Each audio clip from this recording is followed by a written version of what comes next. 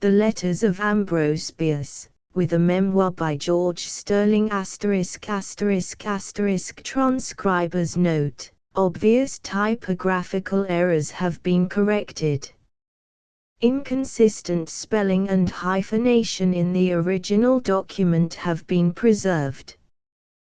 The Letters of Ambrose Bierce. Portrait of Bierce. The Letters of Ambrose Bierce, edited by Bertha Clark Pope, with a memoir by George Sterling. Printers logo: San Francisco, The Book Club of California, 1922. In reproducing these letters we have followed as nearly as possible the original manuscripts. This inevitably has caused a certain lack of uniformity throughout the volume, as in the case of the names of magazines and newspapers, which are sometimes italicized and sometimes in quotation marks. The Editor. Copyright, 1922. By the California Book Club News Section. The introduction by Bertha Clark Pope. The question that starts to the lips of 99 readers out of 100, says Arnold Bennett, in a review in the London New Age in 1909, even the best informed, will assuredly be, who is Ambrose Bierce? I scarcely know, but I will say that among what I may term underground reputations, that of Ambrose Bierce is perhaps the most striking example. You may wander for years through literary circles and never meet anybody who has heard of Ambrose Bierce, and then you may hear some erudite student whisper in an awed voice, "Ambrose Bierce is the greatest living prose writer." I have heard such an opinion expressed. Bierce himself shows his recognition of the underground quality of his reputation in a letter to George Sterling. How many times, and during a period of how many years, must one's unexplainable obscurity be pointed out to constitute fame? Not knowing, I am almost disposed to consider myself the most famous of authors. I have pretty nearly ceased to be discovered, but my notoriety as an obscurian may be said to be worldwide and everlasting. Anything which would throw light on such a figure, at once obscure and famous, is valuable. These Letters of Ambrose Bierce, here printed for the first time, are therefore of unusual interest. They are the informal literary work, the term is used advisedly, of a man esteemed great by a small but acutely critical group, read enthusiastically by a somewhat larger number to whom critical examination of what they read seldom occurs, and ignored by the vast majority of readers, a man at once more hated and more adored than any on the Pacific coast, a man not 10 years off the scene yet already become a tradition and a legend, whose life, no less than his death, held elements of mystery. Baffling contradictions, problems for puzzled conjecture, motives and meanings not vouchsafed to outsiders. Were Ambrose Bierce as well known as he deserves to be, the introduction to these letters could be slight. We should not have to stop to inquire who he was and what he did. As it is, we must. Ambrose Bierce, the son of Marcus Aurelius and Laura Sherwood Bierce, born in Meigs County, Ohio, the 24th of June, 1842, was at the outbreak of the Civil War a youth without formal education, but with a mind already trained. "My father was a poor farmer," he once said to a friend, "and could give me no general education, but he had a good library, and to his books I owe all that I have."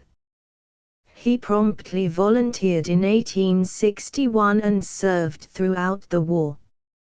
Twice, At the risk of his life, he rescued wounded companions from the battlefield, and at Kennesaw Mountain was himself severely wounded in the head.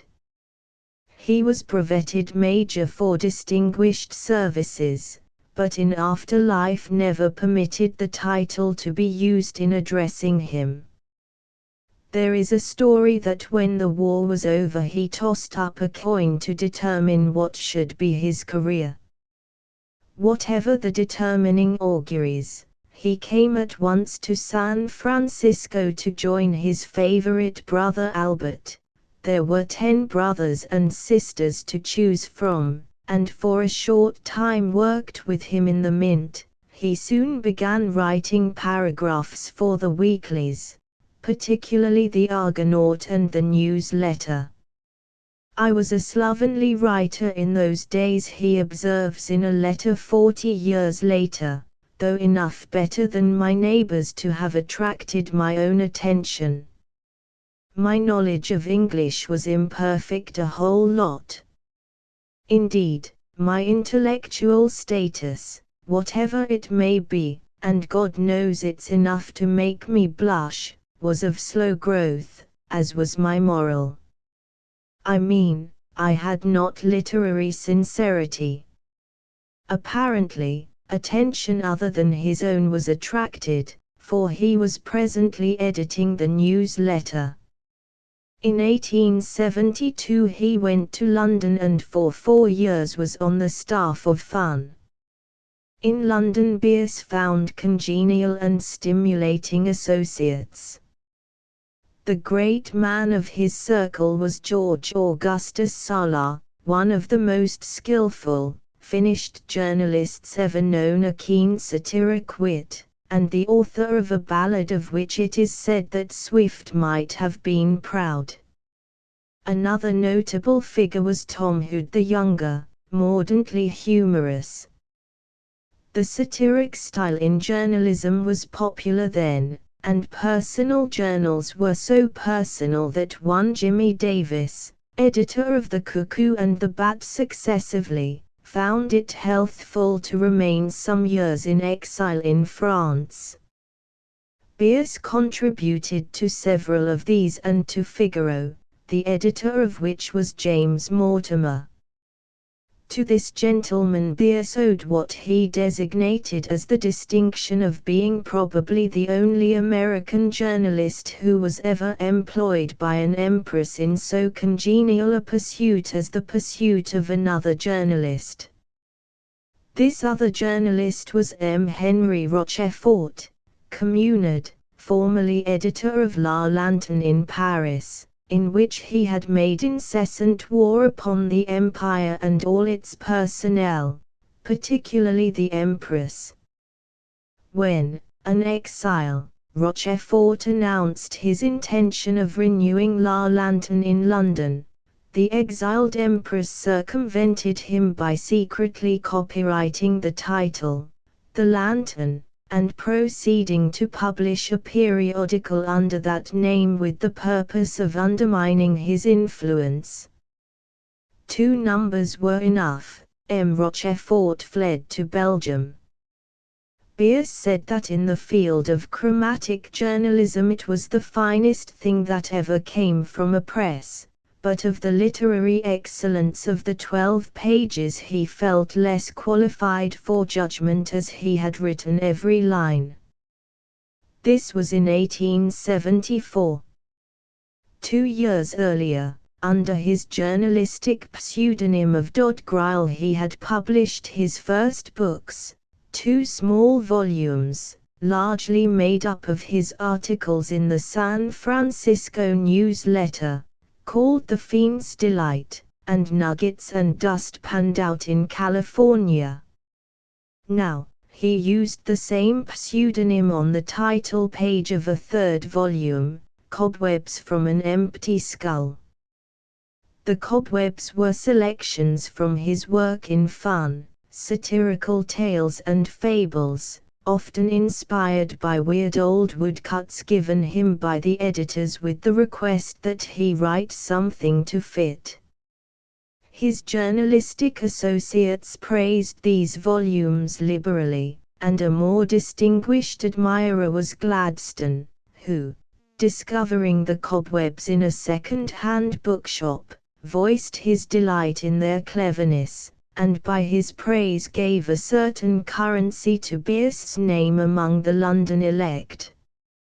But despite so distinguished a sponsor, the books remained generally unknown. Congenial tasks and association with the brilliant journalists of the day did not prevent Bierce from being undeniably hard up at times. In 1876 he returned to San Francisco, where he remained for 21 years, save for a brief but eventful career as general manager of a mining company near Deadwood, South Dakota. All this time he got his living by writing special articles for The Wasp, a weekly whose general temper may be accurately surmised from its name, and, beginning in 1886, for The Examiner, in which he conducted every Sunday on the editorial page a department to which he gave the title he had used for a similar column in The Lantern, Prattle. A partial explanation of a mode of feeling and a choice of themes which Bierce developed more and more, ultimately to the practical exclusion of all others, is to be found in the particular phase through which California journalism was just then passing. In the evolution of the comic spirit, the lowest stage, that of delight in inflicting pain on others, is clearly manifest in Savage's, Small Boys, and early American journalism. It was exhibited in all parts of America. Mark Twain gives a vivid example in his journalistic Wild Oats of what it was in Tennessee, but with particular intensity in San Francisco. As a community, San Francisco exalted personal courage, directness of encounter, straight and effective shooting.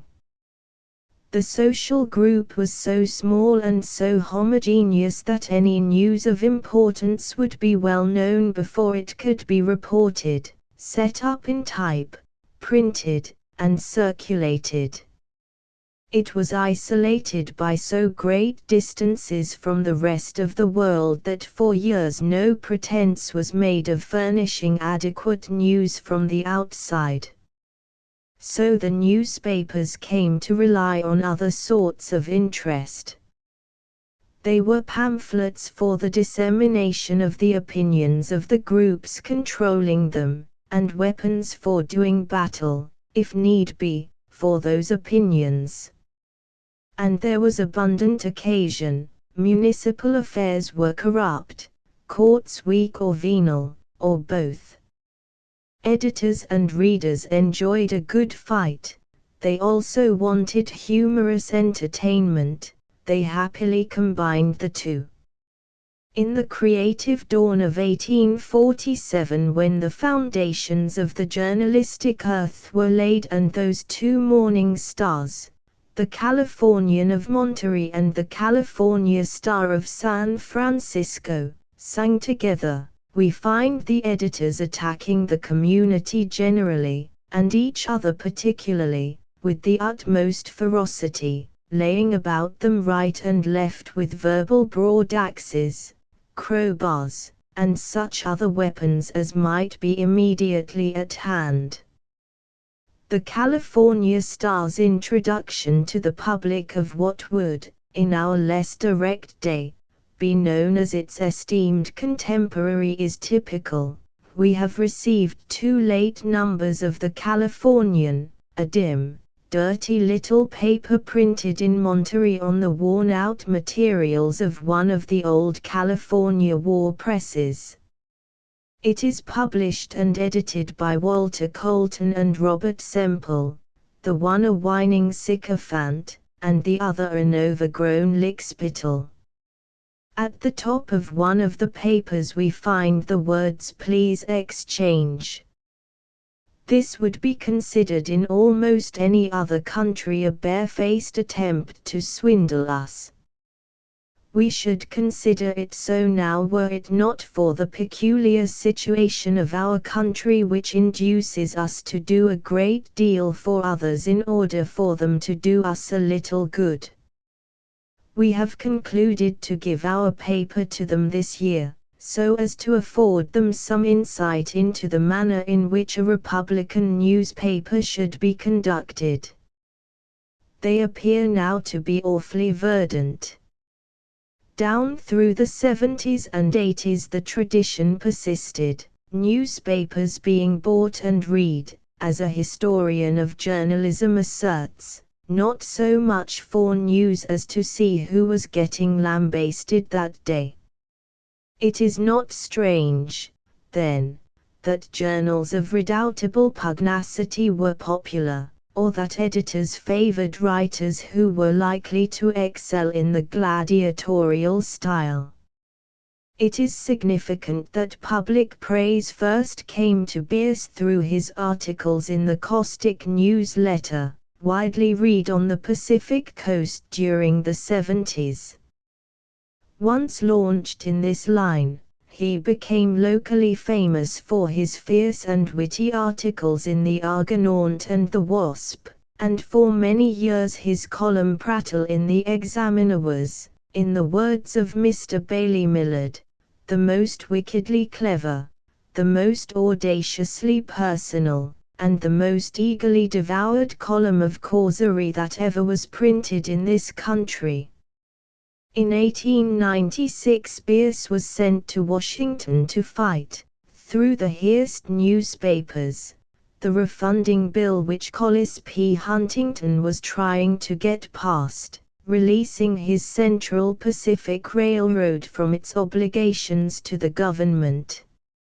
A year later he went again to Washington, where he remained during the rest of his journalistic career, as correspondent for the New York American, conducting also for some years a department in the Cosmopolitan.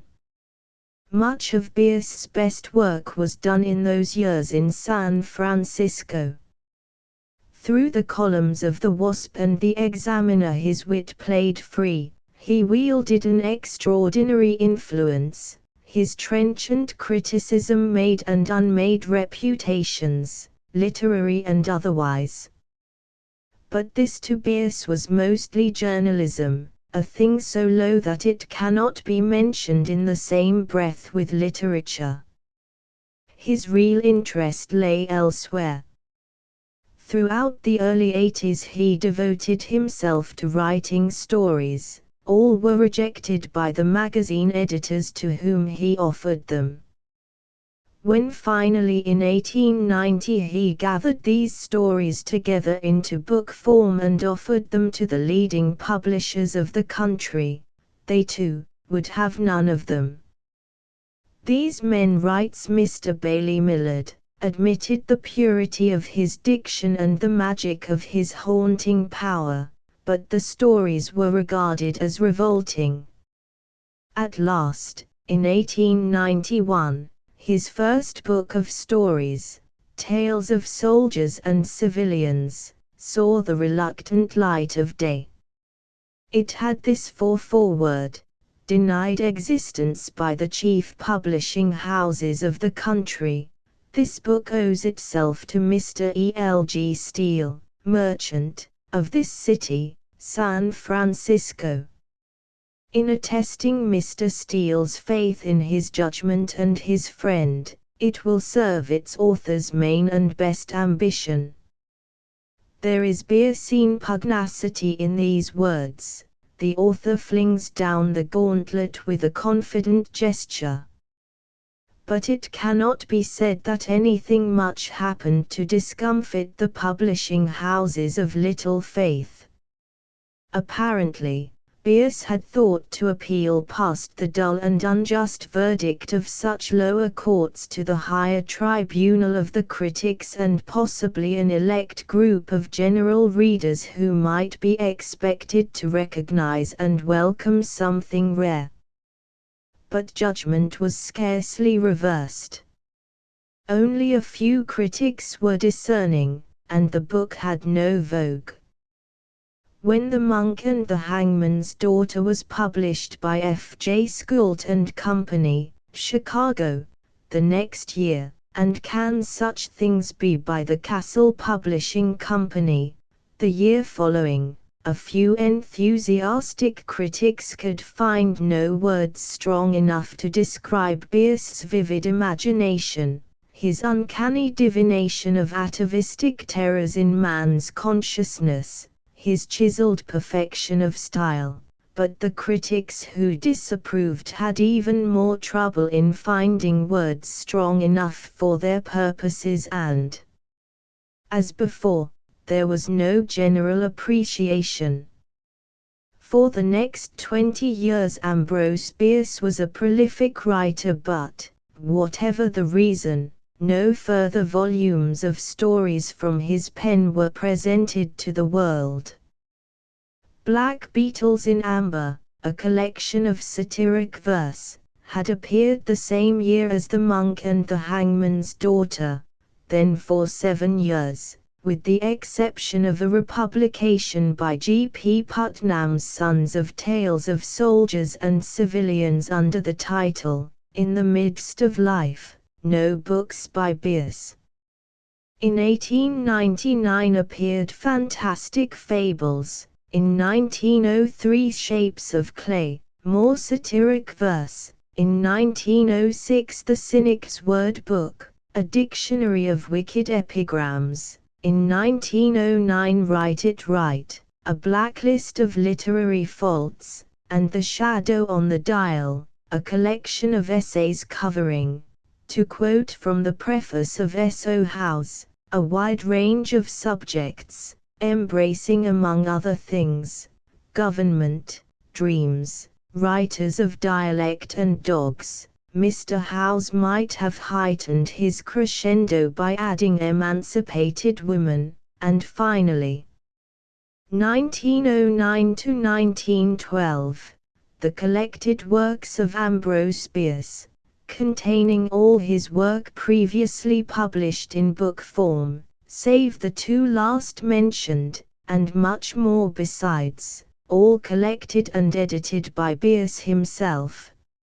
On the 2nd of October, 1913, Ambrose Bierce, having settled his business affairs, left Washington for a trip through the southern states, declaring in letters his purpose of going into Mexico and later on to South America. The fullest account of his trip and his plans is afforded by a newspaper clipping he sent his niece in a letter dated the 6th of November, 1913. Through the commonplaceness of the reportorial vocabulary shines out the vivid personality that was making its final exit, traveling over the same ground that he had covered with General Hazen's brigade during the Civil War. Ambrose Bierce, famed writer and noted critic, has arrived in New Orleans. Not that this city was one of the places figuring in his campaigns, for he was here after and not during the war. He has come to New Orleans in a haphazard, fancy-free way, making a trip toward Mexico. The places that he has visited on the way down have become famous in song and story, places where the greatest battles were fought, where the moon shone at night on the burial corps, and where in day the sun shone bright on polished bayonets and the smoke drifted upward from the cannon mouths. For Mr. Bierce was at Chickamauga, he was at Shiloh, at Murfreesboro, Kennesaw Mountain, Franklin and Nashville. And then when wounded during the Atlanta campaign he was invalided home. He has never amounted to much since then, he said Saturday. But his stories of the great struggle, living as deathless characterizations of the bloody episodes, stand for what he has amounted to since then. Perhaps it was in mourning for the dead over whose battlefields he has been wending his way toward New Orleans that Mr. Bierce was dressed in black. From head to foot he was attired in this color, except where the white cuffs and collar and shirt front showed through. He even carried a walking cane, black as ebony and unrelieved by gold or silver. But his eyes, blue and piercing as when they strove to see through the smoke at Chickamauga, retained all the fire of the indomitable fighter. "I'm on my way to Mexico, because I like the game," he said. "I like the fighting, I want to see it. And then I don't think Americans are as oppressed there as they say they are, and I want to get at the true facts of the case. Of course, I'm not going into the country if I find it unsafe for Americans to be there, but I want to take a trip diagonally across from northeast to southwest by horseback, and then take ship for South America, go over the Andes and across that continent, if possible, and come back to America again. There is no family that I have to take care of. I've retired from writing and I'm going to take a rest. No, my trip isn't for local color. I've retired just the same as a merchant or businessman retires. I'm leaving the field for the younger authors." An inquisitive question was interjected as to whether Mr. Bierce had acquired a competency only from his writings, but he did not take offense. "My wants are few and modest," he said, "and my royalties give me quite enough to live on. There isn't much that I need, and I spend my time in quiet travel. For the last 5 years I haven't done any writing.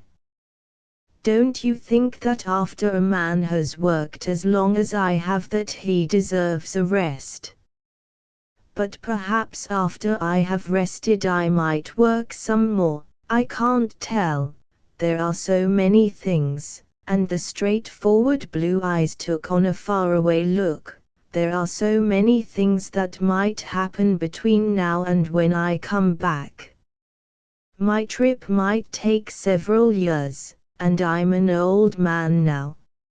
Except for the thick, snow-white hair no one would think him old. His hands are steady, and he stands up straight and tall, perhaps 6 feet.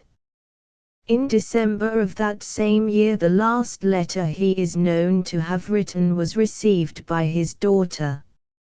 It is dated from Chihuahua, and mentions casually that he has attached himself unofficially to a division of Villa's army, and speaks of a prospective advance on Ojinaga. No further word has ever come from or of Ambrose Bierce. Whether illness overtook him, then an old man of 71, and death suddenly, or whether, preferring to go foaming over a precipice rather than to straggle out in sandy deltas, he deliberately went where he knew death was, no one can say. His last letters, dauntless, grave, tender, do not say, though they suggest much. "You must try to forgive my obstinacy in not perishing where I am," he wrote as he left Washington. "I want to be where something worthwhile is going on, or where nothing whatever is going on. Goodbye. If you hear of my being stood up against a Mexican stone wall and shot to rags, please know that I think that a pretty good way to depart this life. It beats old age, disease, or falling down the cellar stairs. To be a gringo in Mexico, that is euthanasia." Whatever end Ambrose Bierce found in Mexico, The lines of George Sterling well express what must have been his attitude in meeting it. Dream you he was afraid to live? Dream you he was afraid to die?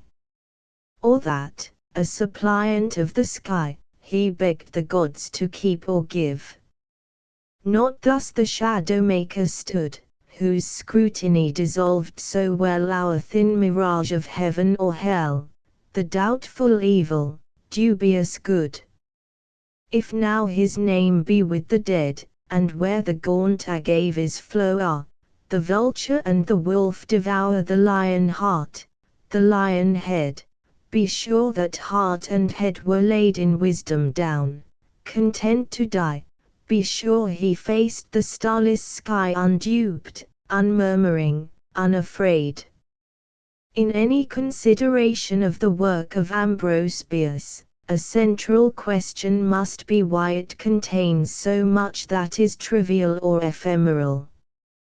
Another question facing every critic of Bierce is why the fundamentally original point of view, the clarity of workmanship of his best things, mainly stories, did not win him immediate and general recognition. A partial answer to both questions is to be found in a certain discord between Bierce and his setting.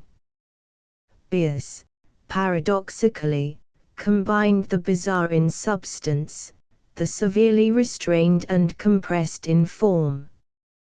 An ironic mask covered a deep-seated sensibility, but sensibility and irony were alike subject to an uncompromising truthfulness. He would have given deep-throated acclaim to Clough's "But play no tricks upon thy soul, O man, let truth be truth, and life the thing it can." He had the aristocrat's contempt for mass feeling, a selectiveness carried so far that he instinctively chose for themes the picked person and experience, the one decisive moment of crisis. He viewed his characters not in relation to other men and in normal activities, he isolated them, often amid abnormalities. All this was in sharp contrast to the literary fashion obtaining when he dipped his pen to try his luck as a creative artist. The most popular novelist of the day was Dickens, the most popular poet, Tennyson. Neither looked straight at life, both veiled it, one in benevolence, the other in beauty. Direct and painful verities were best tolerated by the reading public when exhibited as instances of the workings of natural law. The spectator of the macrocosm in action could stomach the wanton destruction of a given human atom. One so privileged could and did excuse the creator for small mistakes like harrying Hetty Sorrel to the gallows foot, because of the conviction that, taking the universe by and large, he was a good fellow, and 'twould all be well. This benevolent optimism was the offspring of a strange pair, evangelicism and evolution, and in the minds of the great public whom Bierce, under other circumstances and with a slightly different mixture of qualities in himself, might have conquered, it became a large, soft insincerity that demanded happy endings, a profuse broadness of treatment prohibitive of harsh simplicity, a swathing of elemental emotion in gentility or moral edification. But to Bierce's mind, noble and nude and antique, this mid-Victorian draping and bedecking of unpleasant truths was abhorrent. Absolutely direct and unafraid, not only in his personal relations but, what is more rare, in his thinking, he regarded easy optimism, sure that God is in his heaven with consequently good effects upon the world, as blindness, and the hopefulness that demanded always the happy ending as silly. In many significant passages Bierce's attitude is the ironic one of Voltaire. "Had not Pangloss got himself hanged," replied Candide, "he would have given us most excellent advice in this emergency, for he was a profound philosopher." Bierce did not fear to bring in disconcerting evidence that a priori reasoning may prove a not infallible guide, that causes do not always produce the effects complacently pre-argued, and that the notion of this as the best of all possible worlds is sometimes beside the point. The themes permitted by such an attitude were certain to displease the readers of that period. In Tales of Soldiers and Civilians, his first book of stories, he looks squarely and grimly at one much bedecked subject of the time, war, not the fine gay gallantry of war, the music and the marching and the romantic episodes, but the ghastly horror of it. Through his vivid, dramatic passages beats a hatred of war, not merely unrighteous war, but all war, the more disquieting because never allowed to become articulate. With bitter but beautiful truth he brings each tale to its tragic close, always with one last turn of the screw, one unexpected horror more. And in this book, note the solemn implication of the title he later gave it, "In the midst of life, as well as in the next, can such things be?" is still another subject which Bierce alone in his generation seemed unafraid to consider curiously. Death, in warfare and in the horrid guise of the supernatural, was painted over and over. Man's terror in the face of death gave the artist his cue for his wonderful physical and psychologic microscopics. You could not pin this work down as realism, or as romance. It was the greatest human drama, the conflict between life and death, fused through genius. Not Zola, in the endless pages of his debacle, not the great Tolstoy in his Great War and Peace had ever painted war, horrid war, more faithfully than any of the stories of this book. Not Maupassant had invented out of war's terrible truths more dramatically imagined plots. There painted an artist who had seen the thing itself, and being a genius, had made it an art still greater. Death of the young, the beautiful, the brave, was the closing note of every line of the 10 stories of war in this book. The brilliant, spectacular death that came to such senseless bravery as Tennyson hymned for the music hall intelligence in his charge of the Light Brigade, the vision starting, slow, soul-drugging death by hanging, the multiplied, comprehensible death that makes rivers near battlefields run red, the death that comes by sheer terror, death actual and imagined. Every sort of death was on these pages, so painted as to make Pierre Loti's book of pity and death seem but feeble fumbling. Now death by the mid-Victorian was considered almost as undesirable an element in society as sex itself. Both must be passed over in silence or presented decently draped. In the 80s any writer who dealt unabashed with death was regarded as an unpleasant person. Revolting, cried the critics when they read Bierce's Chickamauga and The Affair at Coulter's Notch. Bierce's style, too, by its very fineness, alienated his public. Superior, keen, perfect in detail, finite, compressed, such was his manner in the free and easy, prolix, rambling, multitudinous 19th century. Bierce himself knew that although it is always the fashion to jeer at fashion, Its rule is absolute for all that, whether it be fashion in boots or books.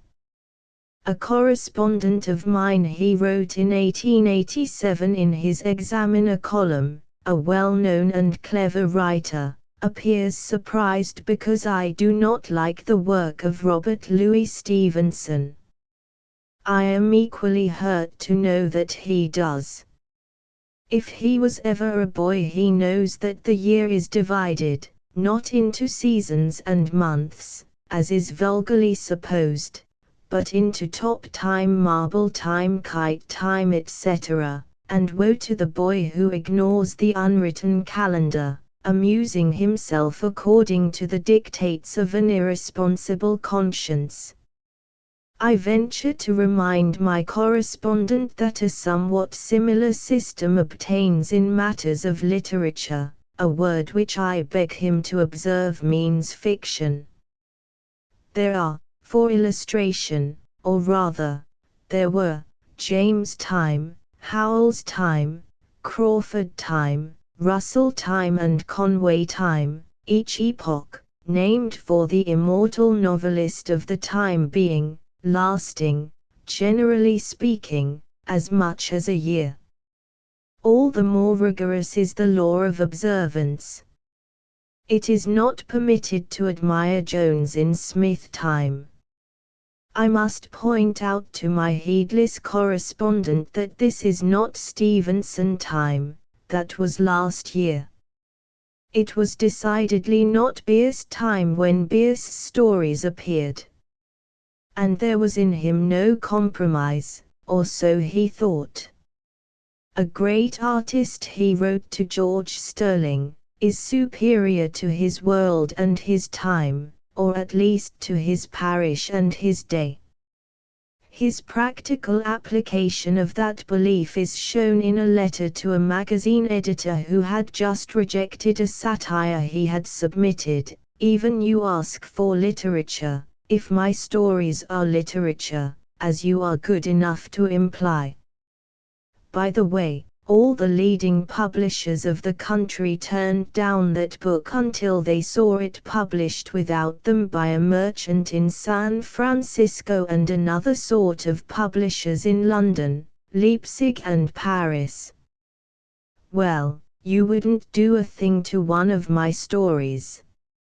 No, thank you. If I have to write rot, I prefer to do it for the newspapers, which make no false pretenses and are frankly rotten, and in which the badness of a bad thing escapes detection or is forgotten as soon as it is cold. I know how to write a story, of happy ending sort, for magazine readers for whom literature is too good, but I will not do so, so long as stealing is more honorable and interesting. I have offered you the best that I am able to make, and now you must excuse me. In these two utterances we have some clue to the secret of his having ceased, in 1893, to publish stories. Vigorously refusing to yield in the slightest degree to the public so far as his stories were concerned, he abandoned his best field of creative effort and became almost exclusively a columnist and a satirist. He put his world to rout, and left his parish and his day resplendently the victors. All this must not be taken to mean that the form and pressure of the time put into Bierce what was not there. Even in his creative work he had a satiric bent. His early training and associations, too, had been in journalistic satire. Under any circumstances he undoubtedly would have written satire, columns of it for his daily bread, books of it for self-expression, but under more favorable circumstances he would have kept on writing other sort of books as well. Lovers of literature may well lament that Bierce's insistence on going his way and the demands of his parish forced him to overdevelop one power to the almost complete paralysis of another and a perhaps finer. As a satirist, Bierce was the best America has produced, perhaps the best since Voltaire. But when he confined himself to exploring the ways of hate as a form of creative energy, it was with a hurt in his soul, and with some intellectual and spiritual confusion.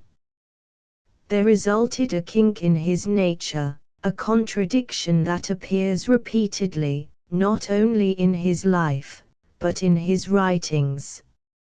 A striking instance is found in his article To Train a Writer. He should, for example, forget that he is an American and remember that he is a man.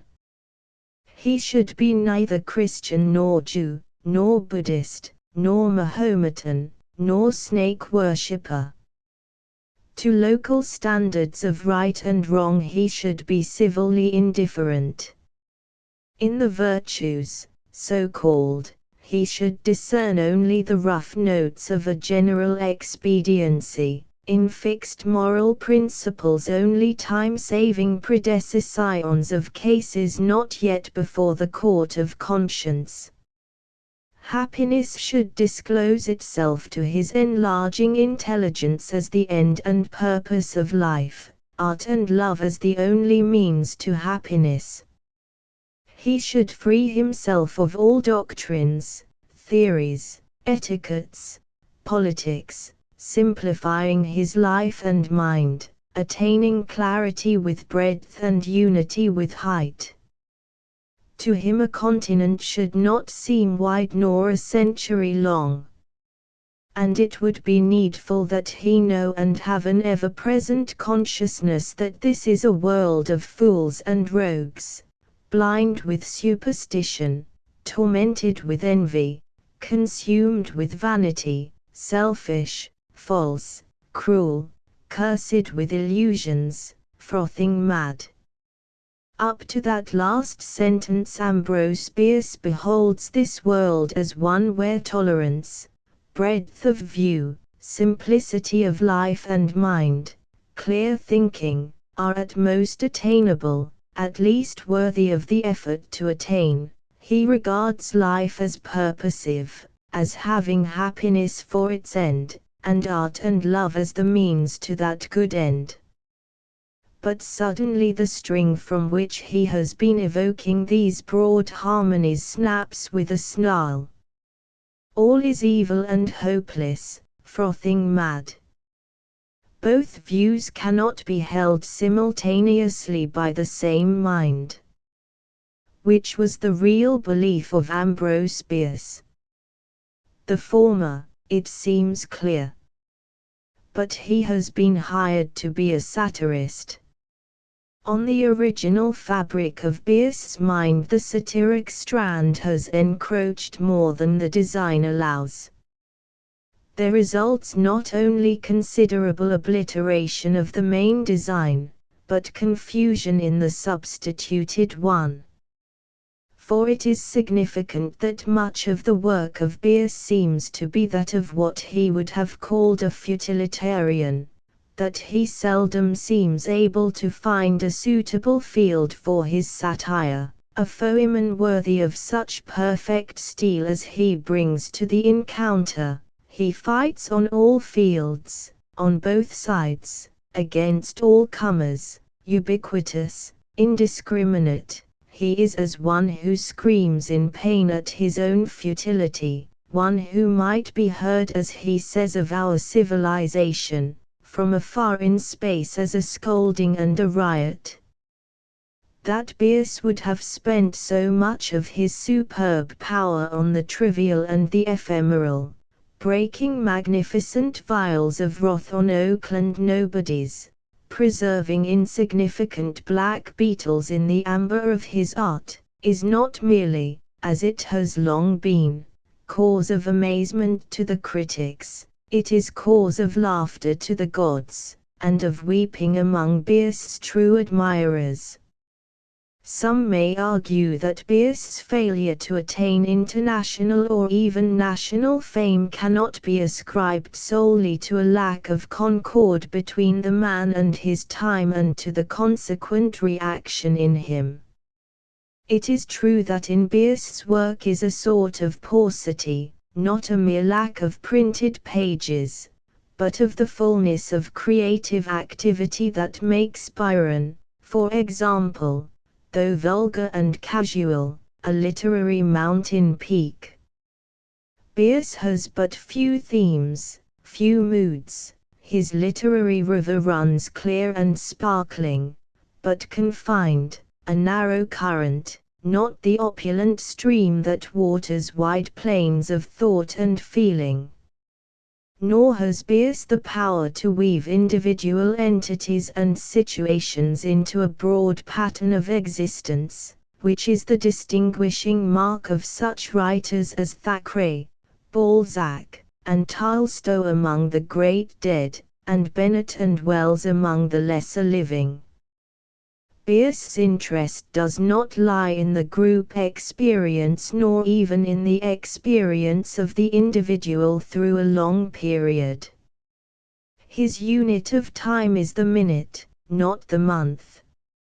It is significant that he never wrote a novel, unless The Monk and the Hangman's Daughter be reckoned one, and that he held remarkable views of the novel as a literary form. Witness this passage from Prattle, written in 1887, "English novelists are not great because the English novel is dead, deader than Queen Anne at her deadest. The vein is worked out. It was a thin one and did not go down. A single century from the time when Richardson sank the Discovery shaft it had already begun to pinch out. The miners of today have abandoned it altogether to search for pockets, and some of the best of them are merely chloriding the dumps. To expect another good novel in English is to expect the gold to grow again." It may well be that at the bottom of this sweeping condemnation was an instinctive recognition of his own lack of constructive power on a large scale. But an artist, like a nation, should be judged not by what he cannot do, but by what he can. That Bierce could not paint the large canvas does not make him negligible or even inconsiderable. He is by no means a second-rate writer, he is a first-rate writer who could not consistently show his first-rateness. When he did show his first-rateness, what is it? In all his best work there is originality, a rare and precious idiosyncrasy, his point of view, his themes are rich with it. Above all writers Bierce can present, brilliantly present, startling fragments of life, carved out from attendant circumstance, isolated problems of character and action, sharply bitten etchings of individual men under momentary stresses and in bizarre situations. Through his prodigious emotional perceptivity he has the power of feeling and making us feel some strange, perverse accident of fate, destructive of the individual, of making us feel it to be real and terrible. This is not an easy thing to do. De Maupassant said that men were killed every year in Paris by the falling of tiles from the roof, but if he got rid of a principal character in that way, he should be hooted at. Bierce can make us accept as valid and tragic events more odd than the one de Maupassant had to reject. In the line of the startling, half Poe, half Marimi, he cannot have many superiors, says Arnold Bennett. A story like an occurrence at Owl Creek Bridge, well, Edgar Allan Poe might have deigned to sign it. And that is something. He possesses a remarkable style, what Kipling's would have been had Kipling been born with any significance of the word art, and a quite strangely remarkable perception of beauty. There is a feeling for landscape in A Horseman in the Sky which recalls the exquisite opening of that indifferent novel, Les Frères Zemgano by Edmond de Goncourt, and which no English novelist except Thomas Hardy, and possibly Charles Marriott, could match. The feeling for landscape which Bennett notes is but one part of a greater power, the power to make concrete and visible, action, person, place. Bierce's descriptions of Civil War battles in his bits of autobiography are the best descriptions of battle ever written. He lays out the field with map-like clearness, marshals men and events with precision and economy, but his account never becomes exposition, it is drama. Real battles move swiftly, accounts make them seem labored and slow. What narrator save Bierce can convey the sense of their being lightly swift, and again the shock of surprise the event itself must have given. This could not be were it not for his verbal restraint. In his descriptions is no welter of adjectives and adverbs, strong exact nouns and verbs do the work, and this means that the veritable object and action are brought forward, not qualifying talk around and about them. And this, again, could not be were it not for what is, beyond all others, his greatest quality, absolute precision. I sometimes think he once wrote playfully about letters of his having been misunderstood. I sometimes think that I am the only man in the world who understands the meaning of the written word. Or the only one who does not. A reader of Ambrose Bierce comes almost to believe that not till now has he found a writer who understands, completely, the meaning of the written word. He has the power to bring out new meanings in well-worn words, so setting them as to evoke brilliant significances never before revealed. He gives to one phrase the beauty, the compressed suggestion of a poem. His titles, Black Beetles in Amber, Ashes of the Beacon, Cobwebs from an Empty Skull, are masterpieces in miniature. That he should have a gift of coining striking words naturally follows. In his later years he has fallen into his anecdotage. A certain socialist is the greatest futilitarian of them all, feminine is, and so on infinitely. Often the smaller the Biercean gem, the more exquisite the workmanship. One word has all the sparkle of an epigram.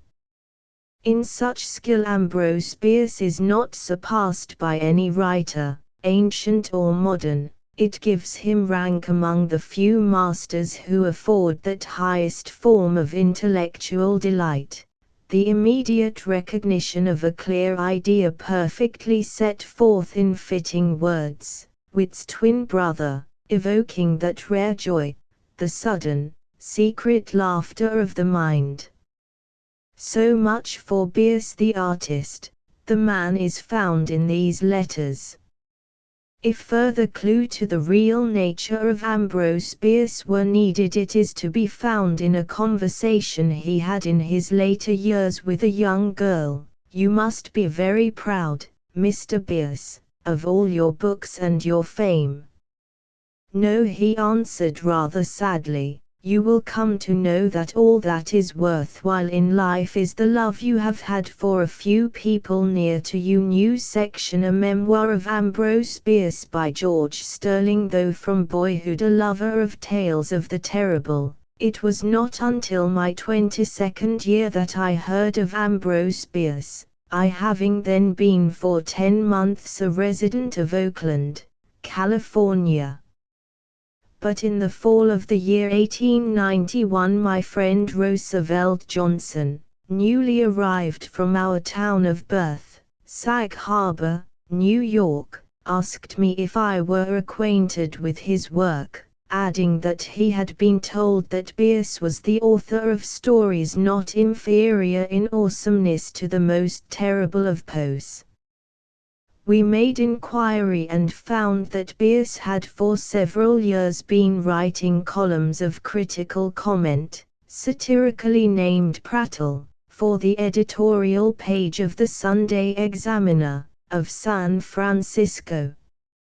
As my uncle, of whose household I had been for nearly a year a member, did not subscribe to that journal, I had unfortunately overlooked these weekly contributions to the wit and sanity of our Western literature, an omission for which we partially consoled ourselves by subsequently reading with great eagerness each installment of prattle as it appeared. But, so far as his short stories were concerned, we had to content ourselves with the assurance of a neighbor that they'd scare an owl off a tombstone. However, later in the autumn, while making a pilgrimage to the home of our greatly worshipped Joaquin Miller, we became acquainted with Albert, an elder brother of Bierce's, a man who was to be one of my dearest of friends to the day of his death, in March, 1914. From him we obtained much to gratify our not unnatural curiosity as to this mysterious being, who, from his isolation on a lonely mountain above the Napa Valley, scattered weekly thunderbolts on the fool, the pretender, and the knave, and cast ridicule or censure on many that sat in the seats of the mighty. For none, however socially or financially powerful, was safe from the stab of that aculeate pen, the venom of whose ink is to gleam vividly from the pages of literature for centuries yet to come. For Bierce is of the immortals. That fact, known, I think, to him, and seeming then more and more evident to some of his admirers, has become plainly apparent to anyone who can appraise the matter with eyes that see beyond the flimsy artifices that bulk so large and so briefly in the literary arena. Bierce was a sculptor who wrought in hardest crystal. I was not to be so fortunate as to become acquainted with him until after the publication of his first volume of short stories, entitled Tales of Soldiers and Civilians. That mild title gives scant indication of the terrors that await the unwarned reader. I recall that I hung fascinated over the book, unable to lay it down until the last of its printed dooms had become an imperishable portion of the memory. The tales are told with a calmness and reserve that make most of Poe seem somewhat boyish and melodramatic by comparison. The greatest of them seems to me to be an occurrence at Owl Creek Bridge, though I am perennially charmed by the weird beauty of an inhabitant of Carcosa, a tale of unique and unforgettable quality. Bierce, born in Ohio in 1842, came to San Francisco soon after the close of the Civil War. It is amusing to learn that he was one of a family of 11 children, male and female, the Christian name of each of whom began with the letter A. Obtaining employment at first in the United States Mint, whither Albert, always his favorite brother, had preceded him, he soon gravitated to journalism, doing his first work on the San Francisco Newsletter. His brother once told me that he, Ambrose, had from boyhood been eager to become a writer and was expectant of success at that pursuit. Isolated from most men by the exalted and austere habit of his thought, Bierce finally suffered a corresponding exile of the body, and was forced to live in high altitudes, which of necessity are lonely. This latter banishment was on account of chronic and utterly incurable asthma, an ailment contracted in what might almost be termed a characteristic manner. Bierce had no fear of the dead folk and their marble city. From occasional strollings by night in Laurel Hill Cemetery, in San Francisco, his spirit drank repose and was able to attain a serenity in which the cares of daytime existence faded to nothingness. It was on one of those strolls that he elected to lie for a while in the moonlight on a flat tombstone, and awakening late in the night, found himself thoroughly chilled, and a subsequent victim of the disease that was to cast so dark a shadow over his following years. For his sufferings from asthma were terrible, arising often to a height that required that he be put under the influence of chloroform. So afflicted, he found visits to the lowlands a thing not to be indulged in with impunity. For many years such trips terminated invariably in a severe attack of his ailment, and he was driven back to his heights shaken and harassed. But he found such visits both necessary and pleasant on occasion, and it was during one that he made in the summer of 1892 that I first made his acquaintance, while he was temporarily a guest at his brother Albert's camp on a rocky, laurel-covered knoll on the eastern shore of Lake Temescal, a spot now crossed by the tracks of the Oakland, Antioch and Eastern Railway. I am not likely to forget his first night among us. A tent being, for his ailment, insufficiently ventilated, he decided to sleep by the campfire, and I, carried away by my youthful hero worship, must partially gratify it by occupying the side of the fire opposite to him. I had a comfortable cot in my tent, and was unaccustomed at the time to sleeping on the ground, the consequence being that I awoke at least every half hour. But awake as often as I might, always I found Bierce lying on his back in the dim light of the embers, his gaze fixed on the stars of the zenith. I shall not forget the gaze of those eyes, the most piercingly blue, under yellow shaggy brows, that I have ever seen. After that, I saw him at his brother's home in Berkeley, at irregular intervals, and once paid him a visit at his own temporary home at Skylands, above Wrights, in Santa Clara County, whither he had moved from Howell Mountain, in Napa County.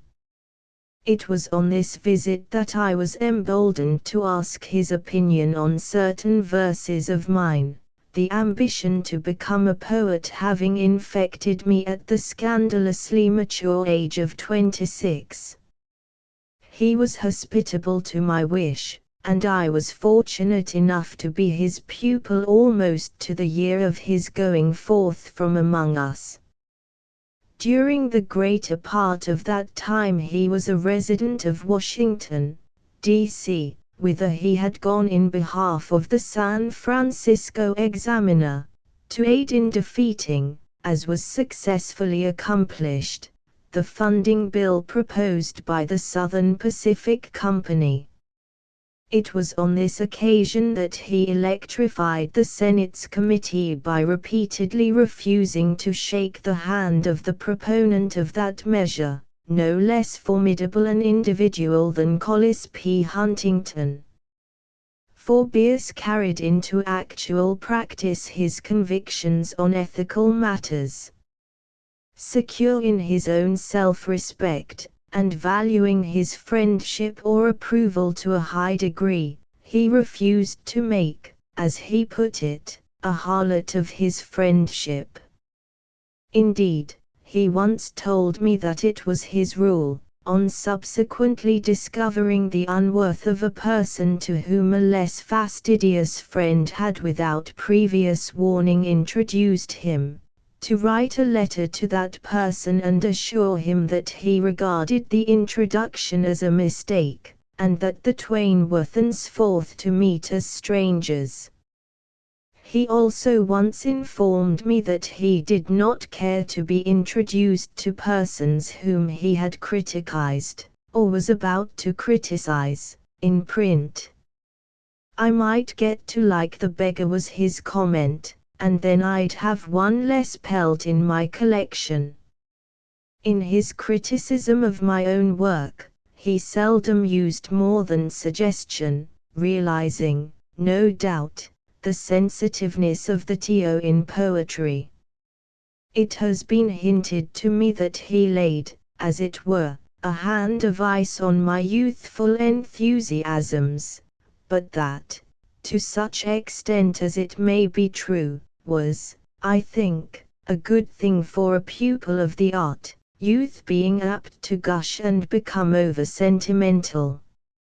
Most poets would give much to be able to obliterate some of their earlier work, and he must have saved me a major portion of such putative embarrassment.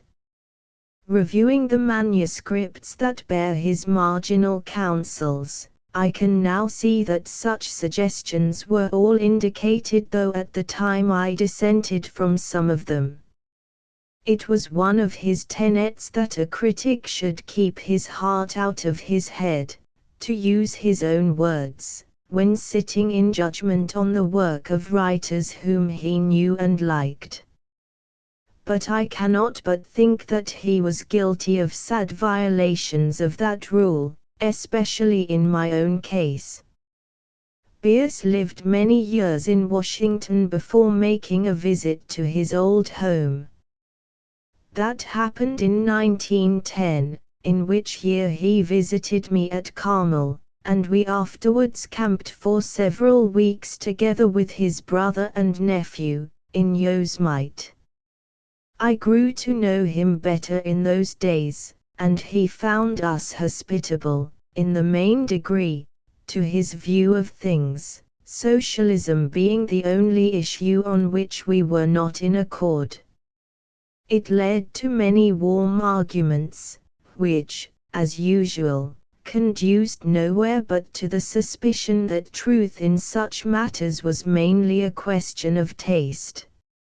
I saw him again in the summer of 1911, which he spent at Sag Harbor. We were much on the water, guests of my uncle in his power yacht La Mascotte II. He was a devotee of canoeing, and made many trips on the warm and shallow bays of eastern Long Island, which he seemed to prefer to the less spacious reaches of the Potomac. He revisited California in the fall of the next year, a trip on which we saw him for the last time. An excursion to the Grand Canyon was occasionally proposed, but nothing came of it, nor did he consent to be again my guest at Carmel, on the rather surprising excuse that the village contained too many anarchists.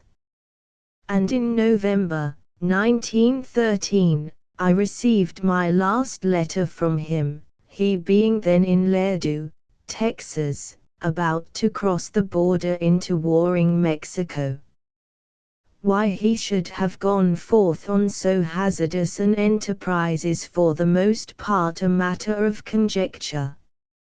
It may have been in the spirit of adventure, or out of boredom, or he may not, even, have been jesting when he wrote to an intimate friend that, ashamed of having lived so long, and not caring to end his life by his own hand, he was going across the border and let the Mexicans perform for him that service. But he wrote to others that he purposed to extend his pilgrimage as far as South America, to cross the Andes, and return to New York by way of a steamer from Buenos Aires. At any rate, we know, from letters written during the winter months, that he had unofficially attached himself to a section of Villa's army, even taking an active part in the fighting.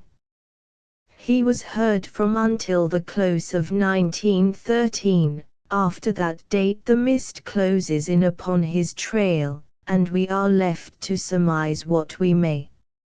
Many rumors as to his fate have come out of Mexico, one of them even placing him in the trenches of Flanders. These rumors have been, so far as possible, investigated, all end in nothing. The only one that seems in the least degree illuminative is the tale brought by a veteran reporter from the City of Mexico, and published in the San Francisco Bulletin.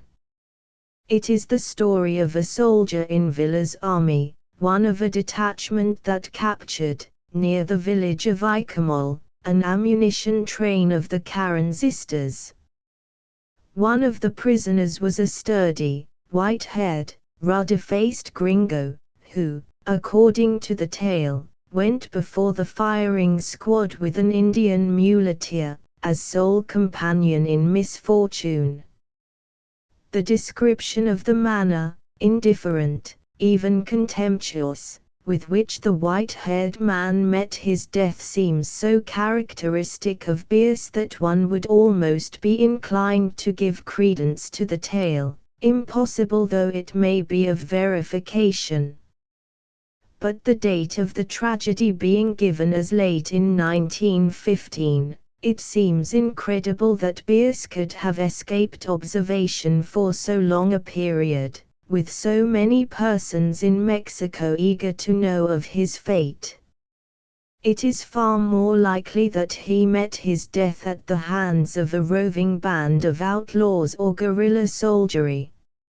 I have had often in mind the vision of his capture by such a squad, their discovery of the considerable amount of gold coin that he was known to carry on his person, and his immediate condemnation and execution as a spy in order that they might retain possession of the booty.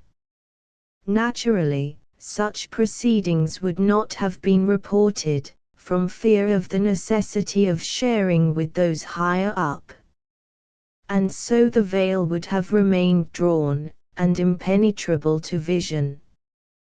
Through the efforts of the War Department, all United States consuls were questioned as to Bierce's possible departure from the country. All Americans visiting or residing in Mexico were begged for information, even prospectors. But the story of the reporter is the sole one that seems partially credible. To such darkness did so shining and fearless a soul go forth. It is now over 8 years since that disappearance, and though the likelihood of his existence in the flesh seems faint indeed, the storm of detraction and obloquy that he always insisted would follow his demise has never broken, is not even on the horizon. Instead, he seems to be remembered with tolerance by even those whom he visited with a chastening pen. Each year of darkness but makes the star of his fame increase and brighten, but we have, I think, no full conception as yet of his greatness, no adequate realization of how wide and permanent a fame he has won. It is significant that some of the discerning admire him for one phase of his work, some for another. For instance, the clear-headed H. L. Mencken acclaims him as the first wit of America, but will have none of his tales, while others, somewhat disconcerted by the cynicism pervading much of his wit, place him among the foremost exponents of the art of the short story. Others again prefer his humor, for he was humorist as well as wit, and yet others like most the force, clarity and keen insight of his innumerable essays and briefer comments on mundane affairs. Personally, I have always regarded Poe's Fall of the House of Usher as our greatest tale.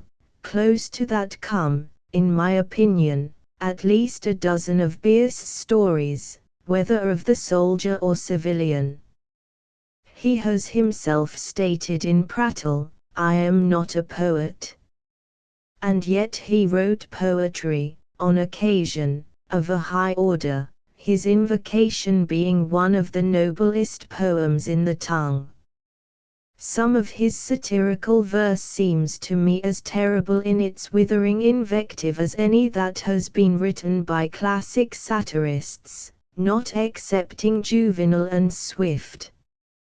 Like the victims of their merciless pens, his, too, will be forgiven and forgotten.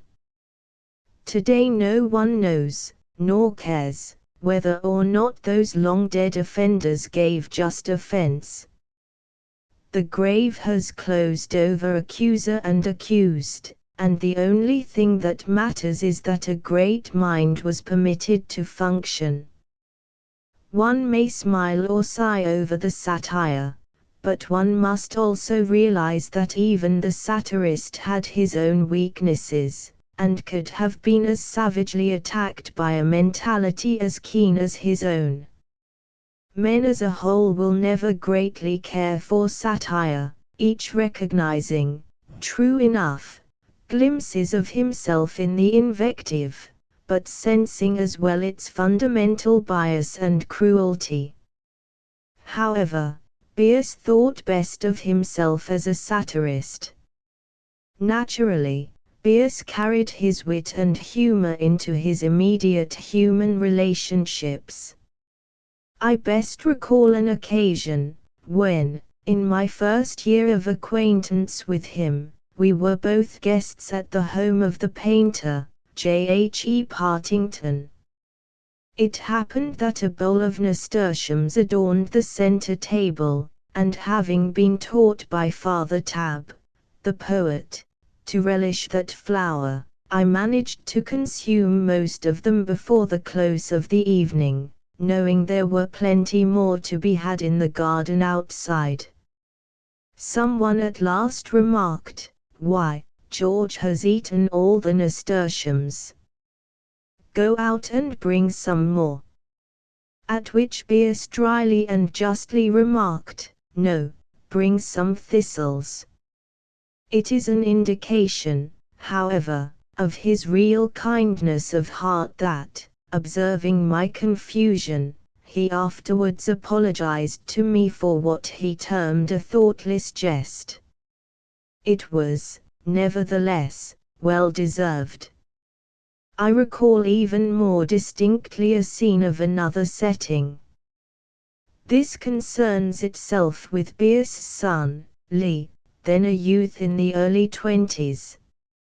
At the time, circa 1894, I was a brother lodger with them in an Oakland apartment house. Young Bierce had contracted a liaison with a girl of his own age, and his father, determined to end the affair, had appointed an hour for discussion of the matter. The youth entered his father's rooms defiant and resolute.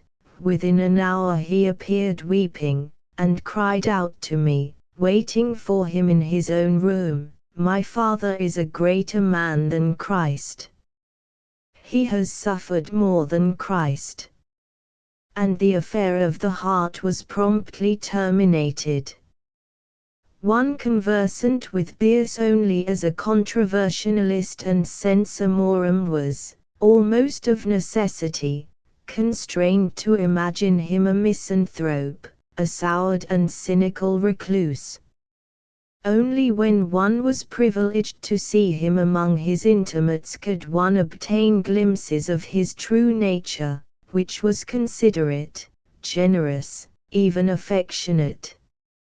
Only the waving of the red flag of socialism could rouse in him what seemed to us others a certain savageness of intolerance. Needless to say, we did not often invoke it, for he was an ill man with whom to bandy words.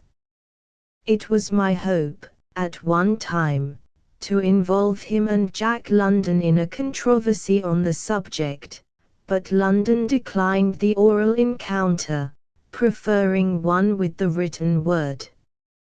Nothing came of the plan, which is a pity, as each was a supreme exponent of his point of view. Bierce subsequently attended one of the midsummer encampments of the Bohemian Club, of which he was once the secretary, in their redwood grove near the Russian River.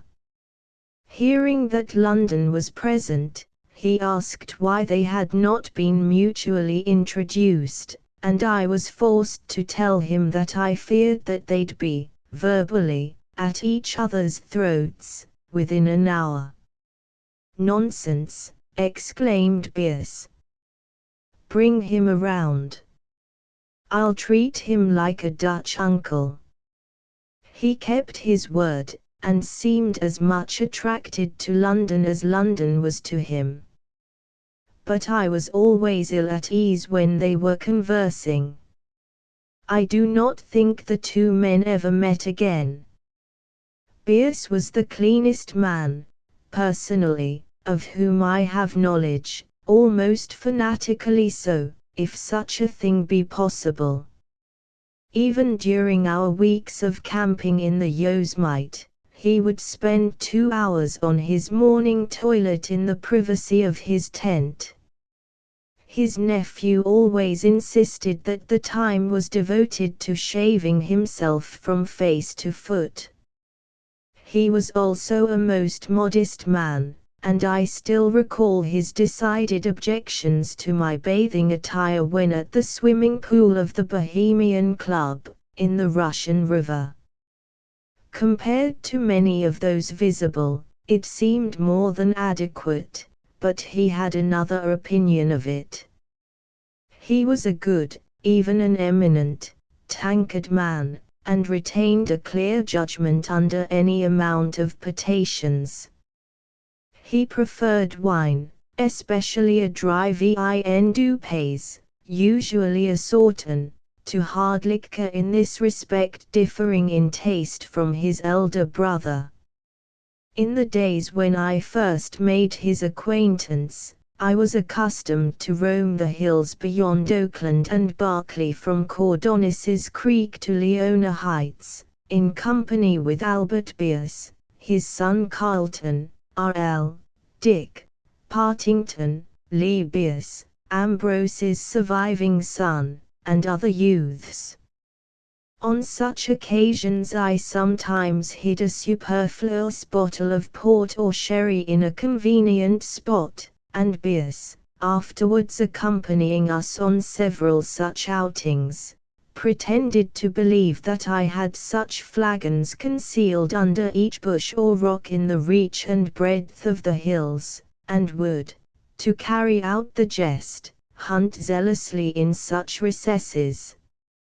I could wish that he were less often unsuccessful in the search, now that he has had the coal-black wine to drink. Though an appreciable portion of his satire hints at misanthropy, Bierce, while profoundly a pessimist, was, by his own confession to me, a lover of his country and his fellowmen, and was ever ready to proffer assistance in the time of need and sympathy in the hour of sorrow. His was a great and tender heart, and giving of it greatly, he expected, or rather hoped for, a return as great.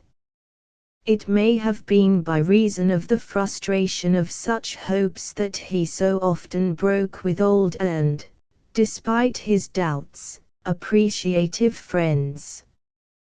His brother Albert once told me that he, Ambrose, had never been quite the same after the wound in the head that he received in the Battle of Kennesaw Mountain, but had a tendency to become easily offended and to show that resentment.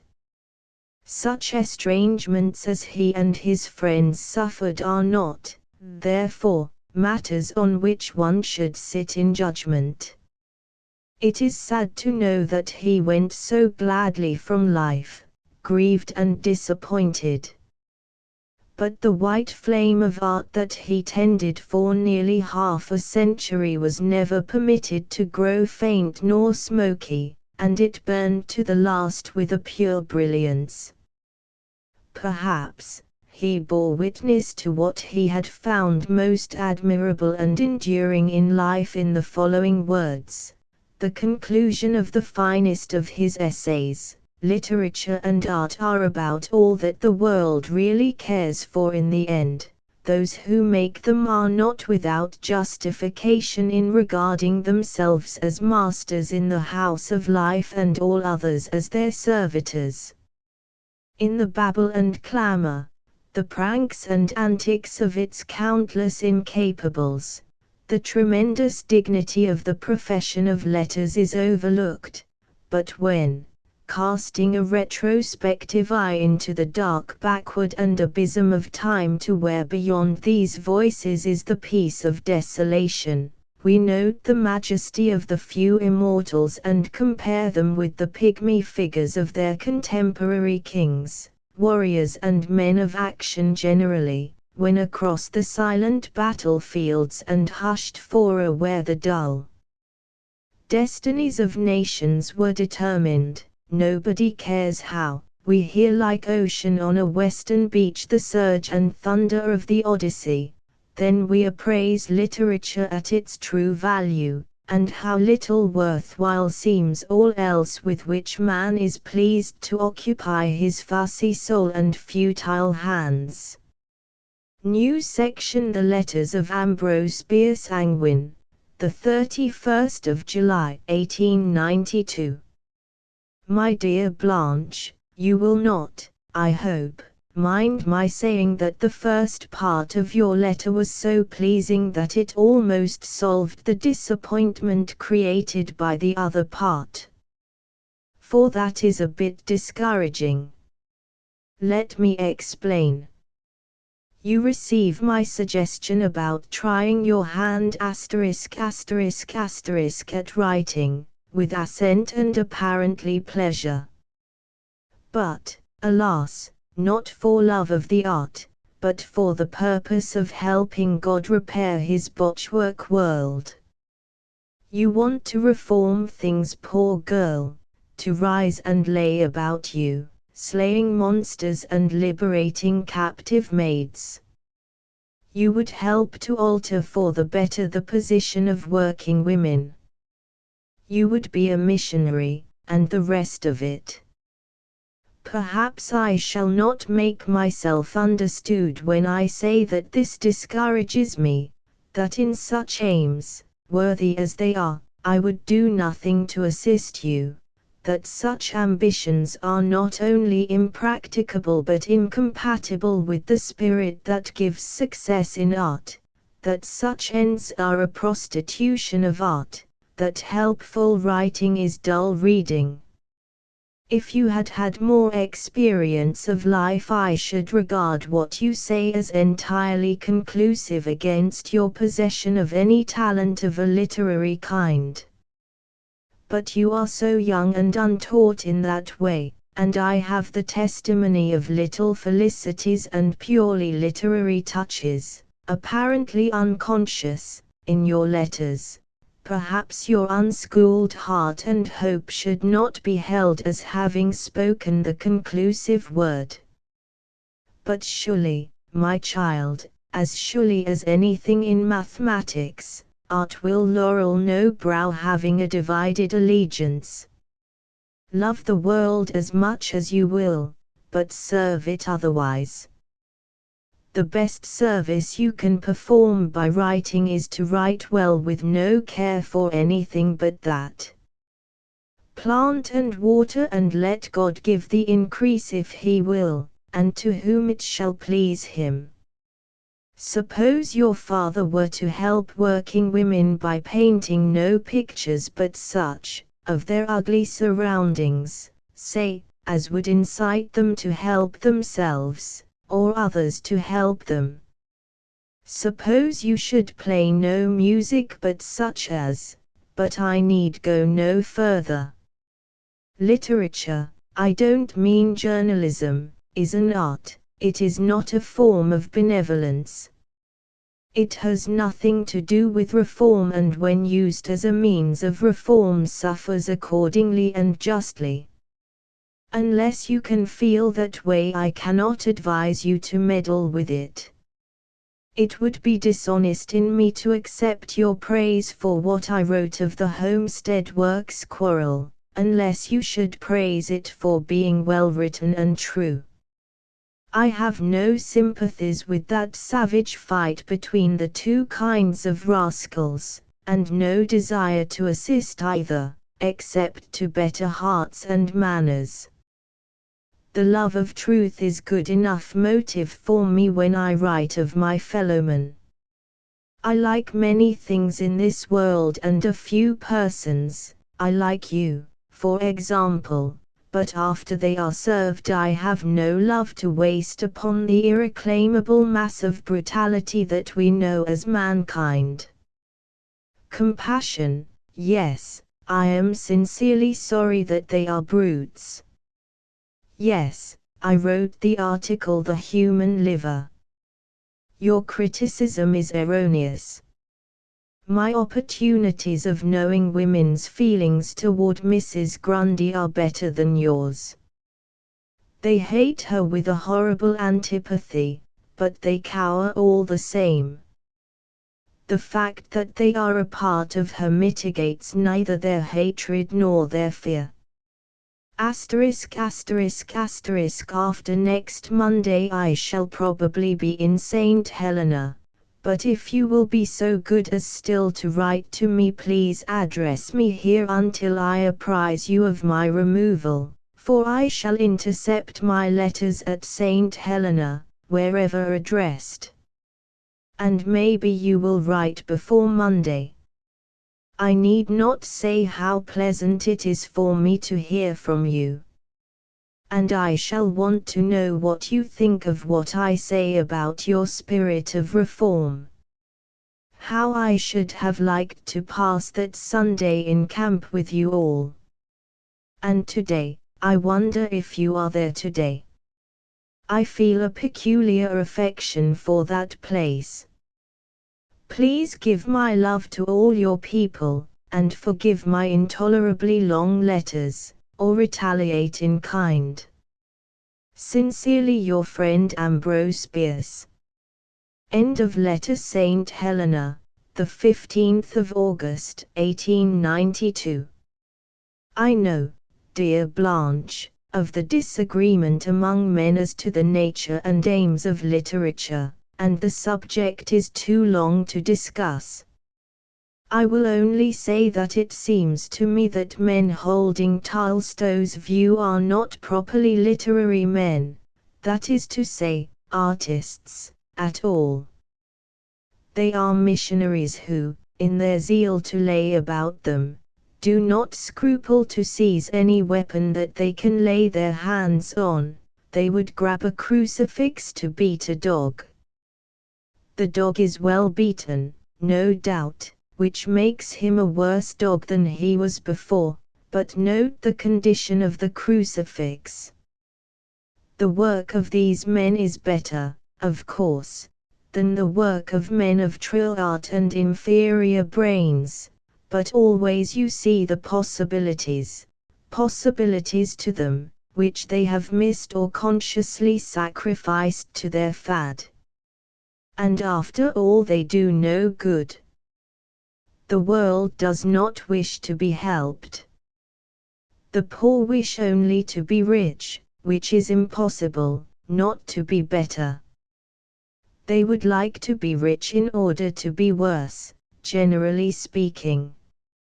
And your working women, also generally speaking, does not wish to be virtuous. Despite her insincere deprecation, she would not let the existing system be altered if she could help it. Individual men and women can be assisted, and happily some are worthy of assistance. No class of mankind, no tribe, no nation is worth the sacrifice of one good man or woman, for not only is their average worth low, but they like it that way, and in trying to help them you fail to help the good individuals. Your family, your immediate friends, will give you scope enough for all your benevolence. I must include yourself. In timely illustration of some of this is an article by Ingersoll in the current North American Review. I shall send it you. It will be nothing new to you. The fate of the philanthropist who gives out of his brain and heart instead of his pocket, having nothing in that, is already known to you. It serves him richly right, too, for his low taste in loving. He who dilutes, spreads, subdivides, the love which naturally all belongs to his family and friends, if they are good, should not complain of non-appreciation.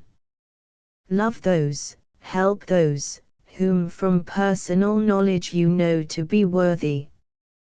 To love and help others is treason to them. But, bless my soul, I did not mean to say all this. But while you seem clear as to your own art, you seem undecided as to the one you wish to take up. I know the strength and sweetness of the illusions, that is, delusions, that you are required to forego. I know the abysmal ignorance of the world and human character which, as a girl, you necessarily have. I know the charm that inheres in the beckoning of the Britomats, as they lean out of their dream to persuade you to be as like them as is compatible with the fact that you exist. But I believe, too, that if you are set thinking, not reading, you will find the light. You ask me of journalism.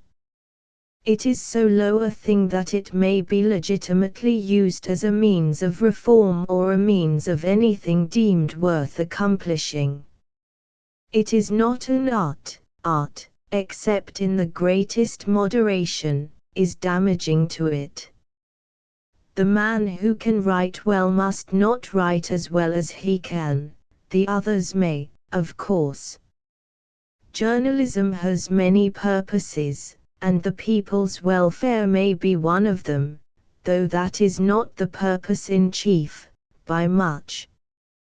I don't mind your irony about my looking upon the unfortunate as merely literary material. It is true in so far as I consider them with reference to literature. Possibly I might be willing to help them otherwise, as your father might be willing to help a beggar with money, who is not picturesque enough to go into a picture.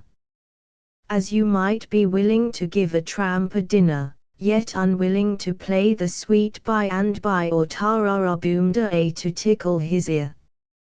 You call me master. Well, it is pleasant to think of you as a pupil, but, you know, the young squire had to watch his arms all night before the day of his accolade and investiture with knighthood. I think I'll ask you to contemplate yours a little longer before donning them, not by way of penance but instruction and consecration. When you are quite sure of the nature of your call to write, quite sure that it is not the voice of duty, then let me do you such slight, poor service as my limitations and the injunctions of circumstance permit. In a few ways I can help you. Since coming here I have been ill all the time, but it seems my duty to remain as long as there is a hope that I can remain. If I get free from my disorder and the fear of it, I shall go down to San Francisco some day and then try to see your people and mine. Perhaps you would help me to find my brother's new house, if he is living in it. With sincere regards to all your family, I am most truly your friend Ambrose Bierce. Your letters are very pleasing to me. I think it nice of you to write them. End of letter. St. Helena, the 17th of August, 1892. Dear Blanche, it was not that I forgot to mail you the magazine that I mentioned. I could not find it, but now I send it. My health is bad again, and I fear that I shall have to abandon my experiment of living here, and go back to the mountain, or some mountain. But not directly. You asked me what books would be useful to you. I'm assuming that you've repented your sacrilegious attitude toward literature, and will endeavor to thrust your pretty head into the crown of martyrdom otherwise. I may mention a few from time to time as they occur to me. There is a little book entitled, I think, simply English Composition. It is by Professor John Nicol, elementary, in a few places erroneous, but on the whole rather better than the ruck of books on the same subject. Read those of Lander's Imaginary Conversations which relate to literature. Read Longinus, Herbert Spencer on Style, Pope's essay on criticism. Don't groan. The detractors of Pope are not always to have things their own way. Lucian on the writing of history, though you need not write history. Read poor old obsolete Cam's notions, some of them are not half bad. Read Burke on the sublime and beautiful. Read, but that will do at present. And as you read, don't forget that the rules of the literary art are deduced from the work of the masters who wrote in ignorance of them or in unconsciousness of them. That fixes their value, it is secondary to that of natural qualifications. Nonetheless, it is considerable. Doubtless you have read many, perhaps most, of these things, but to read them with a view to profit as a writer may be different. If I could get to San Francisco, I could dig out of those artificial memories, the catalogues of the libraries, a lot of titles additional, and get you the books, too. But I've a bad memory, and am out of the book belt. I wish you would write some little thing and send it me for examination. I shall not judge it harshly, for this I know, the good writer, supposing him to be born to the trade, is not made by reading, but by observing and experiencing. You have lived so little, seen so little, that your range will necessarily be narrow. But within its lines I know no reason why you should not do good work. But it is all conjectural, you may fail. Would it hurt if I should tell you that I thought you had failed? Your absolute and complete failure would not affect in the slightest my admiration of your intellect. I have always half suspected that it is only second-rate minds, and minds below the second-rate, that hold their cleverness by so precarious a tenure that they can detach it for display in words. God bless you. A.B. End of letter. St. Helena, the 28th of August, 1892. My dear Blanche, I positively shall not bore you with an interminated screed this time. But I thought you might like to know that I have recovered my health, and hope to be able to remain here for a few months at least. And if I remain well long enough to make me reckless, I shall visit your town some day, and maybe ask your mother to command you to let me drive you to Berkeley. It makes me almost sad to think of the camp at the lake being abandoned. So you liked my remarks on the labor question? That is nice of you. But aren't you afraid your praise will get me into the disastrous literary habit of writing for some one pair of eyes, your eyes? Or in resisting the temptation I may go too far in the opposite error? But you do not see that it is art for arts sake, hateful phrase. Certainly not, it is not art at all. Do you forget the distinction I pointed out between journalism and literature? Do you not remember that I told you that the former was of so little value that it might be used for anything? My newspaper work is in no sense literature. It is nothing, and only becomes something when I give it the very use to which I would put nothing literary. Of course I refer to my editorial and topical work. If you want to learn to write that kind of thing, so as to do good with it, you've an easy task. Only it is not worth learning, and the good that you can do with it is not worth doing. But literature, the desire to do good with that will not help you to your means. It is not a sufficient incentive. The muse will not meet you if you have any work for her to do. Of course I sometimes like to do good, who does not? And sometimes I am glad that access to a great number of minds every week gives me an opportunity. But, thank heaven, I don't make a business of it, nor use in it a tool so delicate as to be ruined by the service. Please do not hesitate to send me anything that you may be willing to write. If you try to make it perfect before you let me see it, it will never come. My remarks about the kind of mind which holds its thoughts and feelings by so precarious a tenure that they are detachable for use by others were not made with a forethought of your failure. Mr. Hart of the New England magazine seems to want me to know his work. I asked to, and sends me a lot of it cut from the magazine. I pass it on to you, and most of it is just and true. But I'm making another long letter. I wish I were not an infidel, so that I could say, God bless you, and mean it literally. I wish there were a God to bless you, and that he had nothing else to do.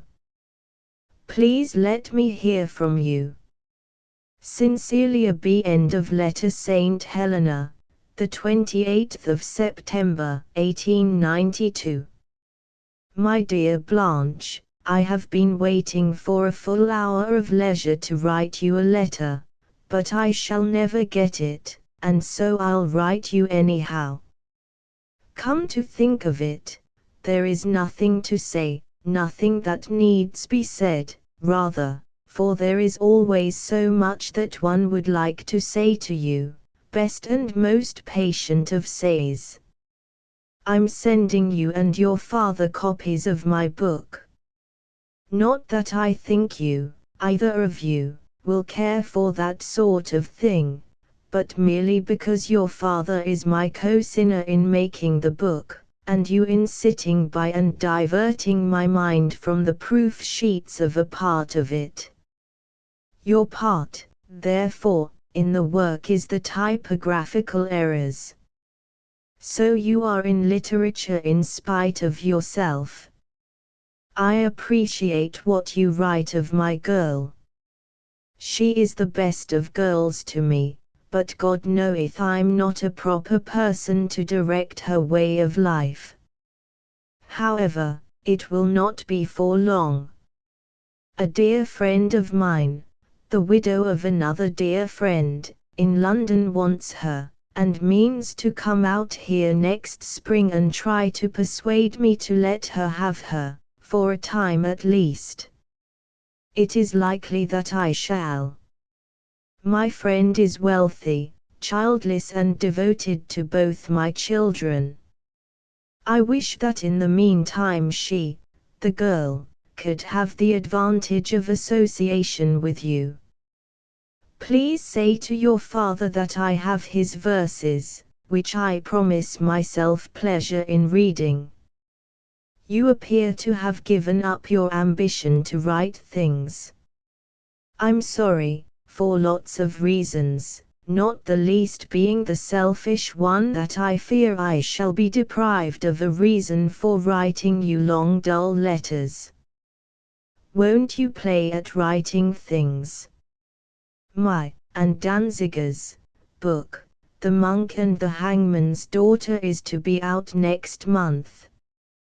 The publisher, I like to write it with a reverent capital letter, is unprofessional enough to tell me that he regards it as the very best piece of English composition that he ever saw, and he means to make the world know it. Now let the great English classics hide their diminished heads and pale their ineffectual fires. So you begin to suspect that books do not give you the truth of life and character. Well, that suspicion is the beginning of wisdom, and, so far as it goes, a preliminary qualification for writing books. Men and women are certainly not what books represent them to be, nor what they represent, and sometimes believe, themselves to be. They are better, they are worse, and far more interesting. With best regards to all your people, and in the hope that we may frequently hear from you, I am very sincerely your friend Ambrose Bierce. Both the children send their love to you. And they mean just that. End of letter. St. Helena, the 6th of October, 1892. My dear Blanche, I send you by this mail the current New England magazine, merely because I have it by me and have read all of it that I shall have leisure to read. Maybe it will entertain you for an idle hour. I have so far recovered my health that I hope to do a little pot boiling tomorrow. Is that properly written with a hyphen? For the life o' me I can't say, just at this moment. There is a story of an old actor who, having played one part half his life, had to cut out the name of the person he represented wherever it occurred in his lines. He could never remember which syllable to accent. My illness was only asthma, which, unluckily, does not kill me and so should not alarm my friends. Dr. Danziger writes that he has ordered your father's sketch sent me. And I've ordered a large number of extra impressions of it, if it is still on the stone. So you see I like it. Let me hear from you and about you. Sincerely your friend, I enclose bib. Ambrose Bierce. End of letter. St. Helena, the 7th of October, 1892. Dear Mr. Partington, I've been too ill all the week to write you of your manuscripts, or even read them understandingly. I think honest Andrew's prayer far and away the best. It is witty, the others hardly more than earnest, and not, in my judgment, altogether fair. But then you and I would hardly be likely to agree on a point of that kind. I refuse my sympathies in some directions where I extend my sympathy, if that is intelligible. You, I think, have broader sympathies than mine, are not only sorry for the homestead strikers, for example, but approve them. I do not. But we are one in detesting their oppressor, the smug vamp, Carnegie. If you had not sent honest Andrew's prayer elsewhere, I should try to place it here. It is so good that I hope to see it in print. If it is rejected, please let me have it again if the incident is not then ancient history. I'm glad you like some things in my book. But you should not condemn me for debasing my poetry with abuse, you should commend me for elevating my abuse with a little poetry, here and there. I am not a poet, but an abuser, that makes all the difference. It is how you look at it. But I'm still too ill to write. With best regards to all your family, I am sincerely yours, Ambrose Bierce. I've been reading your pamphlet on art education. You write best when you write most seriously, and your best is very good. End of letter. St. Helena, the 15th of October, 1892. Dear Blanche, I send you this picture in exchange for the one that you have. I'm redeeming all those with these. But I asked you to return that a long time ago. Please say if you like this. To me it looks like a dude. But I hate the other, the style of it. It is very good of your father to take so much trouble as to go over and work on that stone. I want the pictures, lithographs, only for economy, so that when persons for whom I do not particularly care want pictures of me, I need not bankrupt myself in orders to the photographer. And I do not like photographs anyhow. How long, oh Lord, how long am I to wait for that sketch of you? My dear girl, I do not see that folk like your father and me have any just cause of complaint against an unappreciative world. Nobody compels us to make things that the world does not want. We merely choose to because the pay, plus the satisfaction, exceeds the pay alone that we get from work that the world does want. Then where is our grievance? We get what we prefer when we do good work, for the lesser wage we do easier work. It has never seemed to me that the unappreciated genius had a good case to go into court with, and I think he should be promptly non-suited. Inspiration from heaven is all very fine, the mandate of an attitude or an instinct is good, but when a works for B, yet insists on taking his orders from C, what can he expect? So don't distress your good little heart with compassion, not for me, at least. Whenever I tire of pot boiling, wood chopping is open to me, and 1,000 other honest and profitable employments. I have noted Gertrude's picture in the Examiner with a peculiar interest. That girl has a bushel of brains, and her father and brother have to look out for her or she will leave them out of sight. I would suggest as a measure of precaution against so monstrous a perversion of natural order that she have her eyes put out. The subjection of women must be maintained. Asterisk asterisk asterisk Bib and Lee send love to you. Lee, I think, is expecting Carlt. I've permitted Lee to join the band again, and he is very peacocky in his uniform. God bless you. Ambrose Bierce. End of letter. St. Helena, the 6th of November, 1892. My dear Blanche, I am glad you will consent to tolerate the new photograph. All my other friends are desperately delighted with it. I prefer your tolerance. But I don't like to hear that you have been ill and blue. That is a condition which seems more naturally to appertain to me. For, after all, whatever cause you may have for blueness, you can always recollect that you are you, and find a wholesome satisfaction in your identity, whereas I, alas, am I. I'm sure you performed your part of that concert creditably despite the ailing wrist, and wish that I might have added myself to your triumph.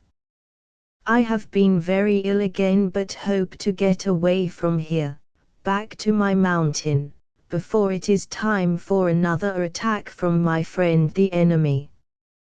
I shall expect to see you there sometime when my brother and his wife come up. They would hardly dare to come without you. No, I did not read the criticism you mention, in the Saturday Review. Shall send you all the Saturdays that I get if you will have them. Anyhow, they will amuse, and sometimes disgust, your father. I have awful arrears of correspondence, as usual. The children send love. They had a pleasant visit with Carlt, and we hope he will come again. May God be very good to you and put it into your heart to write to your uncle often. Please give my best respects to all Partingtons, jointly and severally. Ambrose Bierce. End of letter. Angwin, the 29th of November, 1892. Dear Blanche, only just a word to say that I have repented of my assent to your well-meant proposal for your father to write of me. If there is anything in my work in letters that engages his interest, or in my literary history, that is well enough, and I shall not mind. But biography in the other sense is distasteful to me. I never read biographical stuff of other writers. Of course you know stuff is literary slang for matter, and think it beside the question. Moreover, it is distinctly mischievous to letters. It throws no light on one's work, but on the contrary darkens counsel. The only reason that posterity judges work with some slight approach to accuracy is that posterity knows less, and cares less, about the author's personality. It considers his work as impartially as if it had found it lying on the ground with no footprints about it and no initials on its linen. My brother is not fully cognizant of my history, anyhow, not of the part that is interesting. So, on the whole, I'll ask that it be not done. It was only my wish to please that made me consent. That wish is no weaker now, but I would rather please otherwise. I trust that you arrived safe and well, and that your memory of those few stormy days is not altogether disagreeable. Sincerely your friend, Ambrose Bierce. End of letter. Angwin, the 25th of December, 1892. My dear Blanche, returning here from the city this morning, I find your letter. And I had not replied to your last one before that. But that was because I hoped to see you at your home. I was unable to do so. I saw no one, but Richard, whom I really wanted to see, and had not an hour unoccupied by work or business until this morning.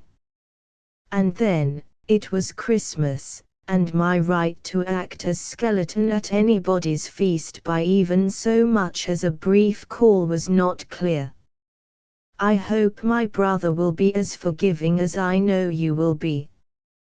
When I went down I was just recovering from as severe an attack of illness as I ever had in my life. Please consider unsaid all that I have said in praise of this mountain, its air, water, and everything that is its. It was uncommonly nice of Hume to entertain so good an opinion of me. If you had seen him a few days later you would have found a different state of affairs, probably, for I had been exhausting relays of vials of wrath upon him for delinquent diligence in securing copyright for my little story, whereby it is uncopyrighted. I ought to add that he has tried to make reparation, and is apparently contrite to the limit of his penitential capacity. No, there was no other foundation for the little story than its obvious naturalness and consistency with the sentiments appropriate to the season. When Christendom is guzzling and gorging and clowning, it has not time to cease being cruel. All it can do is to augment its hypocrisy a trifle. Please don't lash yourself and do various penances any more for your part in the plaguing of poor Russell. He is quite forgotten in the superior afflictions sent upon James Whitcomb Riley. That seems a matter of genuine public concern, if I may judge by what I heard in town, and I heard little else, and by my letters and esteemed, though testy, contemporaries. Dear, dear, how sensitive people are becoming. Richard has promised me the Blanche escape that I have so patiently waited for while you were practicing the art of looking pretty in preparation for the sitting, so now I am happy. I shall put you opposite Joaquin Miller, who is now framed and glazed in good shape. I have also your father's sketch of me, that is, I got it and left it in San Francisco to be cleaned if possible. It was in a most unregenerate state of dirt and grease. Seeing Harry Bigelow's article in The Wave on women who write, and it's unpleasantly near to the truth of the matter, I feel almost reconciled to the failure of my gorgeous dream of making a writer of you. I wonder if you would have eschewed the harmless, necessary tub and danced upon the broken bones of the innocuous toothbrush. Fancy you with sable nails and a soiled cheek, uttering to the day what God taught in the night. Let us be thankful that the peril is past. The next time I go to the Bay I shall go to 1019 first. God bless you for a good girl. Ambrose Bierce. End of letter. First part of this letter missing. Yes, I know Blackburn Hart has a weakness for the proletariat of letters and doubtless thinks Riley good because he is of the peoply. But he will have to endure me as well as he can. You ask my opinion of Burns. He has not, I think, been translated into English, and I do not, that is, I can but will not, read that gibberish.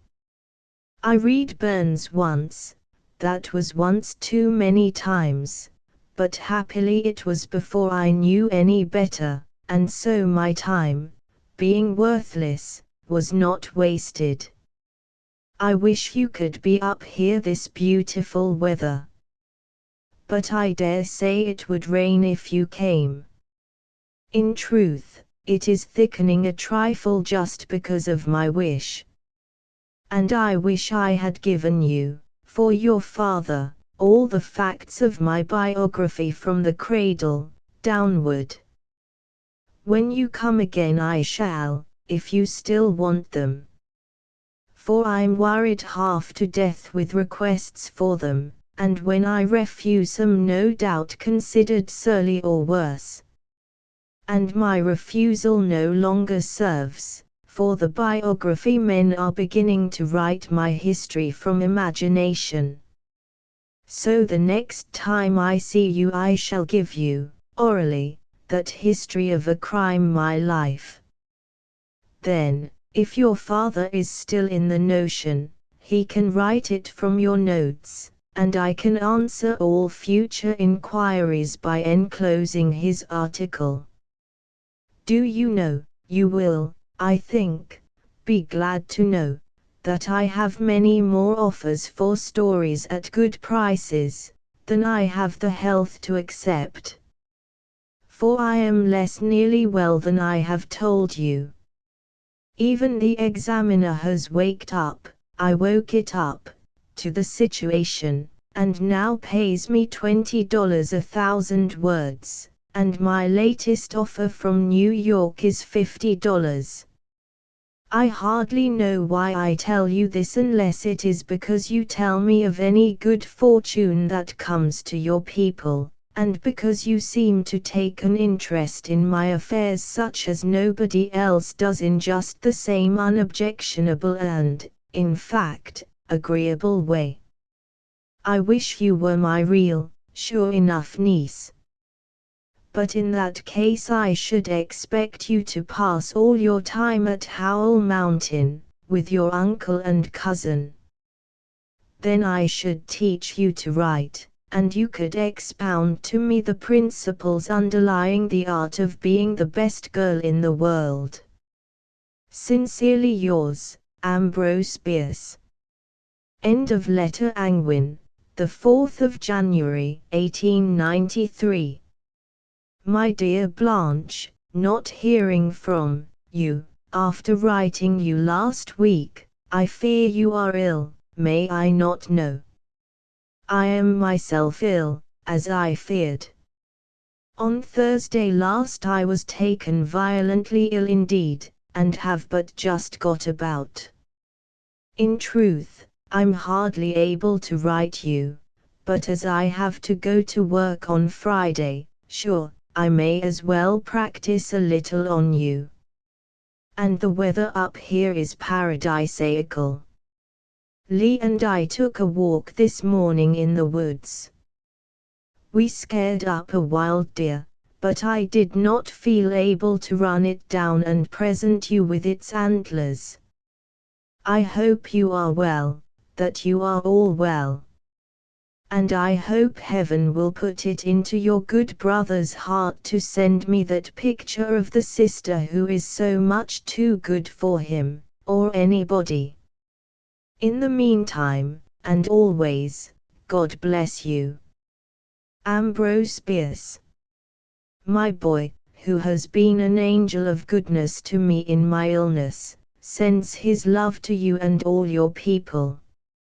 End of letter. Angwin, Cal, the 14th of January, 1893. My dear Partington, you see the matter is this way.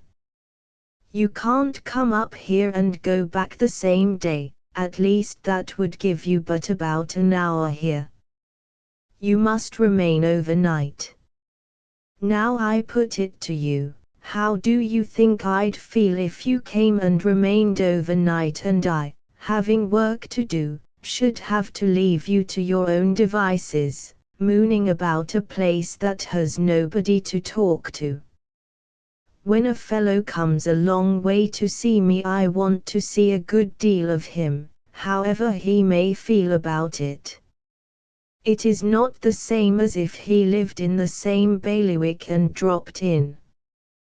That is why, in the present state of my health and work, I ask all my friends to give me as long notice of their coming as possible. I'm sure you'll say I am right, inasmuch as certain work if undertaken must be done by the time agreed upon. My relations with Danziger are peculiar, as anyone's relations with him must be. In the matter of which you wished to speak I could say nothing. For this I must ask you to believe there are reasons. It would not have been fair not to let you know, before coming, that I would not talk of him. I thought, though, that you would probably come up today if I wrote you. Well, I should like you to come and pass a week with me. But if you come for a day I naturally want it to be an off day with me. Sincerely yours Ambrose Bierce. End of letter. Angwin, the 23rd of January, 1893.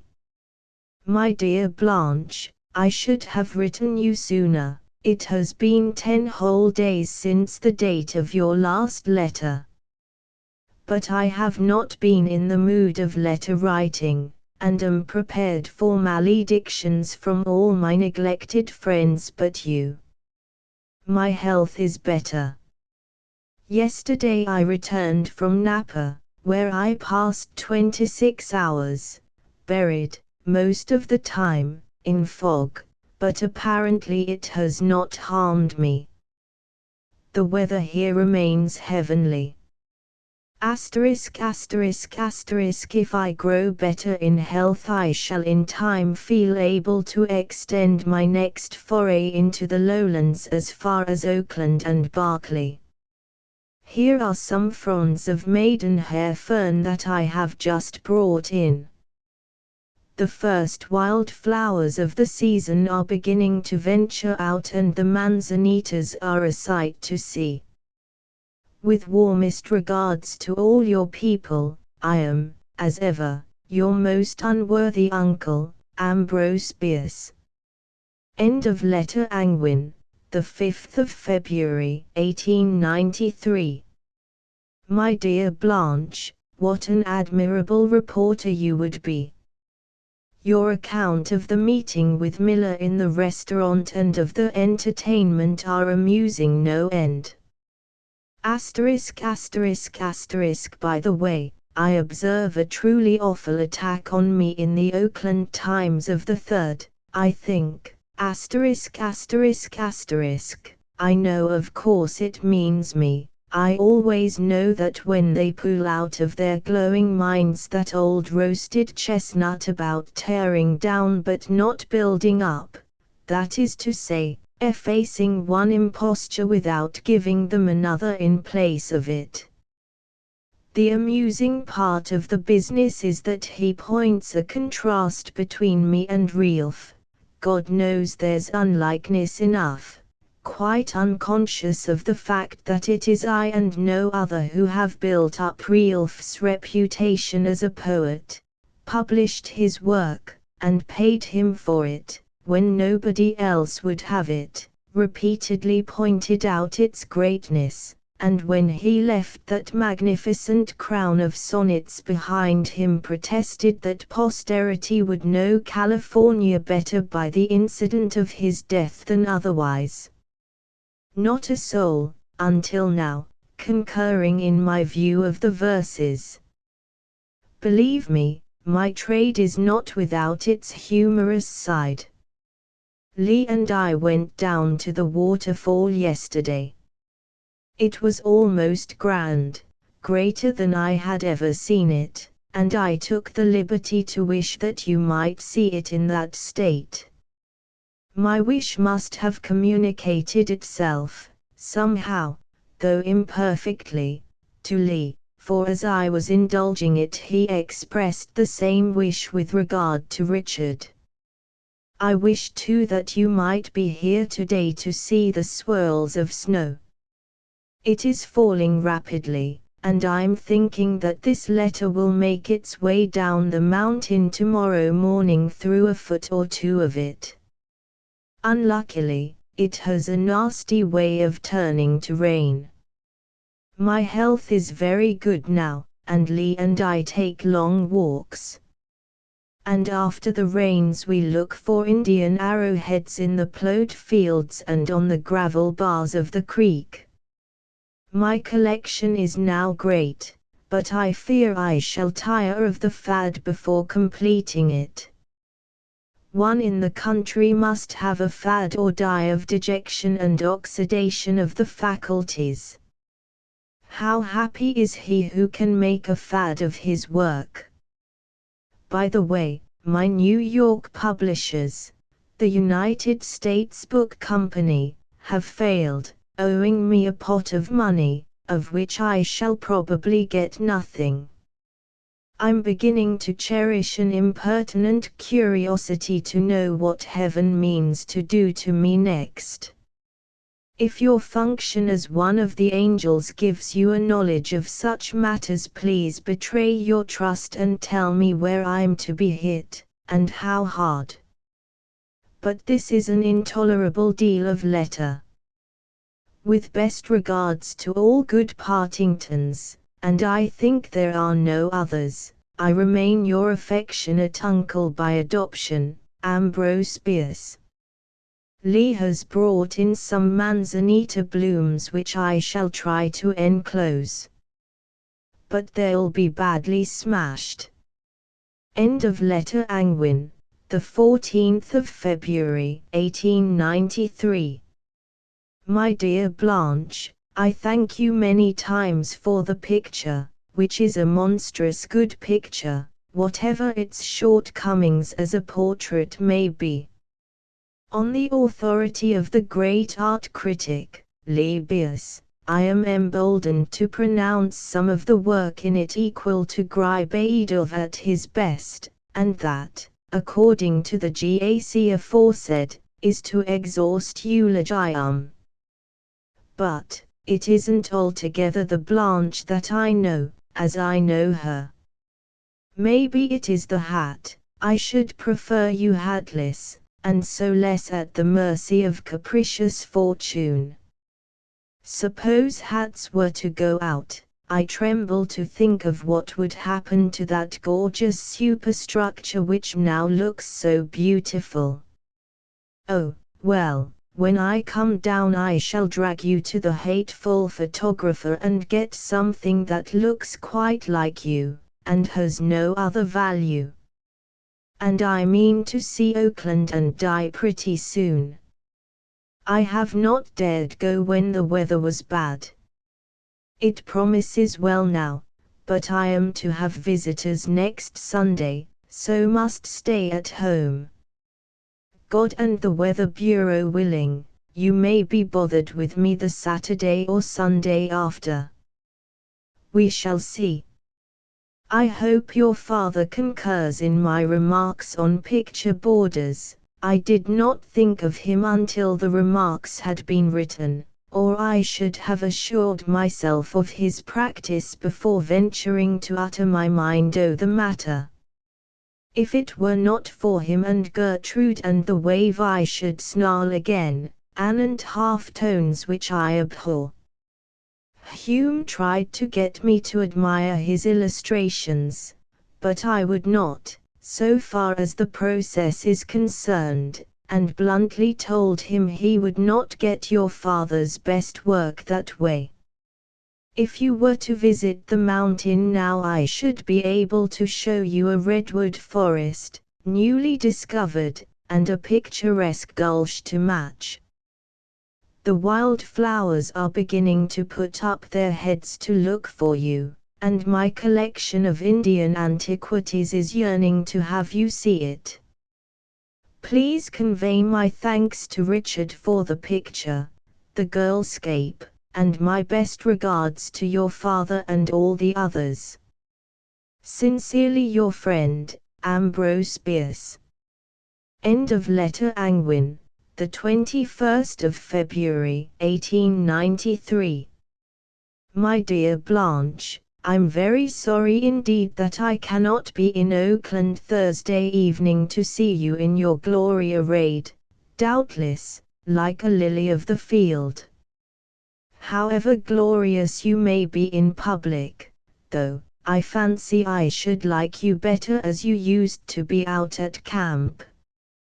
Well, I mean to see you on Saturday afternoon if you are at home, and think I shall ask you to be my guide to Grislyville, for surely I shall never be able to find the wonderful new house alone.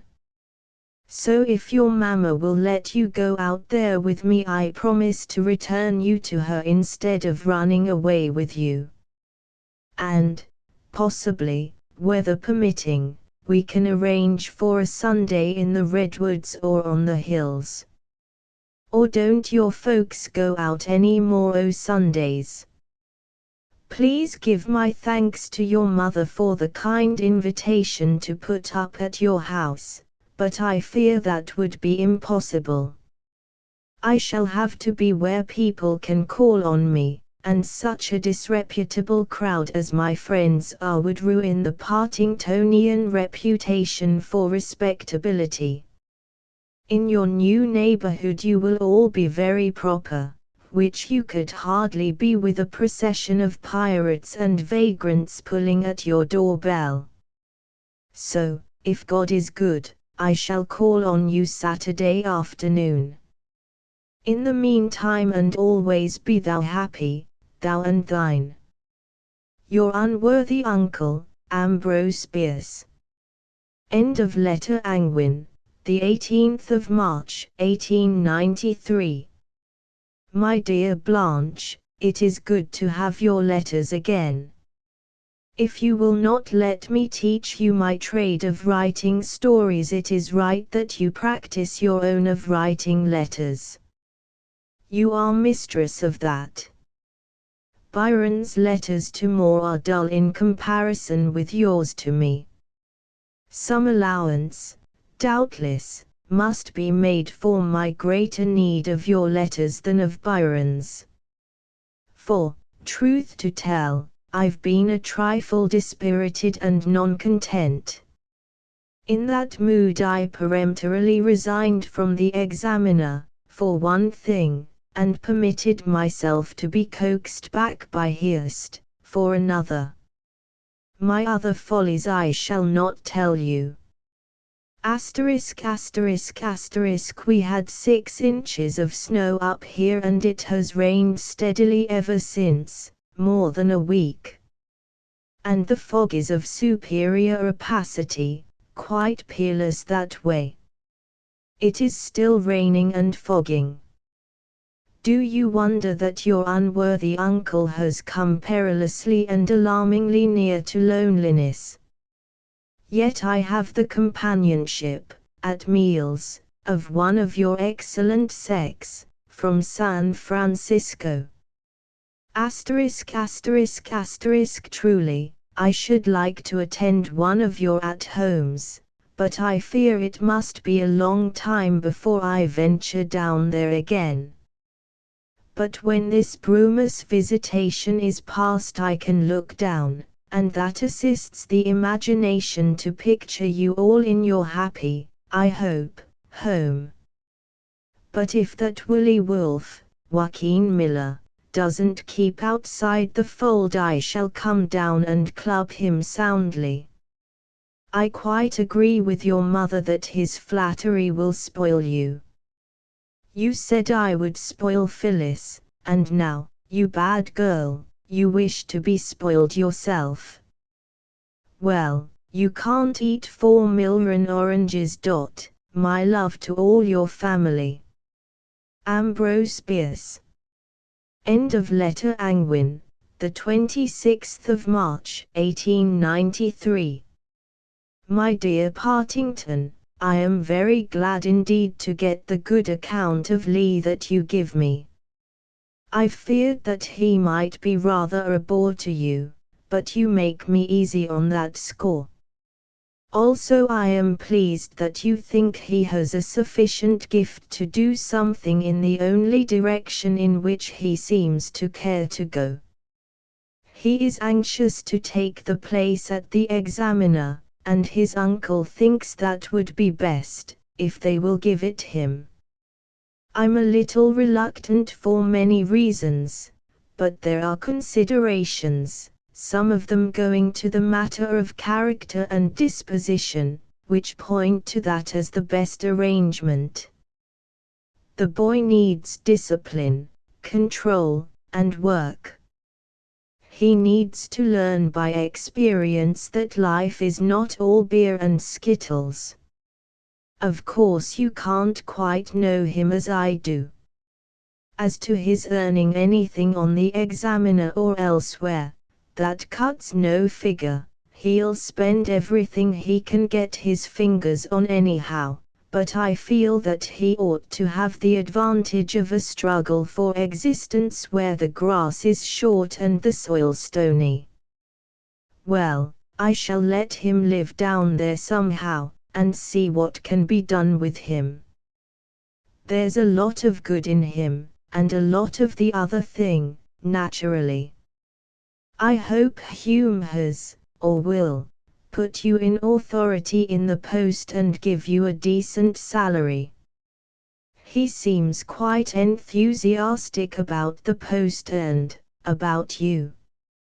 With sincere regards to Mrs. Partington and all the Partingtonettes, I am very truly yours, Ambrose Bierce. End of letter. Angwin, the 10th of April, 1893. My dear Partington, if you are undertaking to teach my kid, which, unless it is entirely agreeable to you, you must not do, I hope you will regard him as a pupil whose tuition is to be paid for like any other pupil. And you should, I think, name the price. Will you kindly do so? Another thing. Lee tells me you paid him for something he did for the Wave. That is not right. While you let him work with you, and under you, his work belongs to you, is a part of yours. I mean the work that he does in your shop for the Wave. I don't wish to feel that you are bothering with him for nothing. Will you not tell me your notion of what I should pay you? I fancy you'll be on the Examiner pretty soon, if you wish. With best regards to your family, I am sincerely yours, Ambrose Bierce. End of letter. Angwin, the 10th of April, 1893. My dear Blanche, as I was writing to your father I was, of course, strongly impressed with a sense of you, for you are an intrusive kind of creature, coming into one's consciousness in the most lawless way, Phyllis-like. Phyllis is my type and example of lawlessness, albeit I'm devoted to her, a Philistine, as it were. Lee sends me a notice, before the event, of your concert. I hope it was successful. Was it? It rains or snows here all the time, and the mountain struggles in vain to put on its bravery of leaf and flower. When this kind of thing stops, I'm going to put in an application for you to come up and get your bad impressions of the place effaced. It is insupportable that my earthly paradise exist in your memory as a bad eminence like Satan's primacy. I'm sending you the New England magazine, perhaps I have sent it already, and a Harper's Weekly with a story by Mrs. ****, who is a sort of pupil of mine. She used to do bad work, does now sometimes, but she will do great work by and by. I wish you had not got that notion that you cannot learn to write. You see, I'd like you to do some artwork that I can understand and enjoy. I wonder why it is that no note or combination of notes can be struck out of a piano that will touch me, give me an emotion of any kind. It is not wholly due to my ignorance and bad ear for other instruments, the violin, organ, zither, guitar, etc., sometimes affect me profoundly. Come, read me the riddle if you know. What have I done that I should be inaccessible to your music? I know it is good, I can hear that it is, but not feel that it is. Therefore to me it is not. Now that, you will confess, is a woeful state, most tolerable and not to be endured. Will you not cultivate some art within the scope of my capacity? Do you think you could learn to walk on a wire, if it lay on the ground? Can you not ride 3 horses at once if they are suitably dead? Or swallow swords? Really, you should have some way to entertain your uncle. True, you can talk, but you never get the chance, I always have the floor. Clearly you must learn to write, and I mean to get Miller to teach you how to be a poet.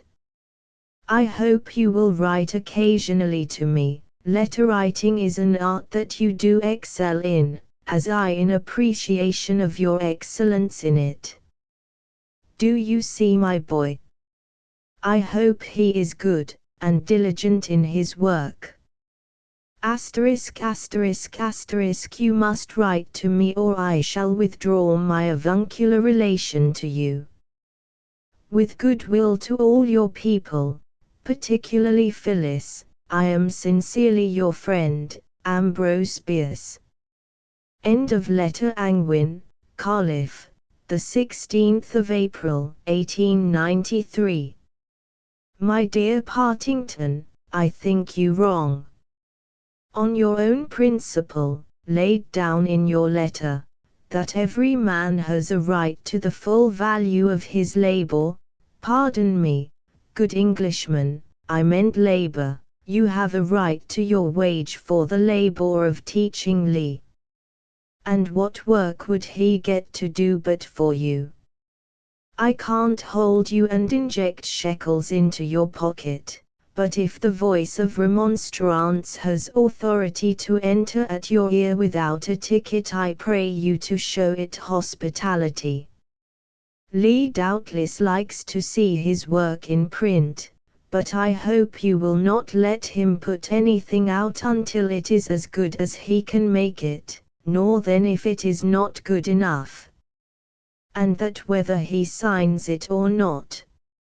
I have talked to him about the relation of conscience to lab work, but I don't know if my talk all came out at the other ear. Oh, that bad joke o' mine. Where do you and Richard expect to go when death do you part? You were neither of you present that night on the dam, nor did I know either of you. Blanche, thank God, retains the old-time reverence for truth, it was to her that I said it. Richard evidently dreamed it, and you've been believing that confounded wave. Sincerely yours, Ambrose Bierce.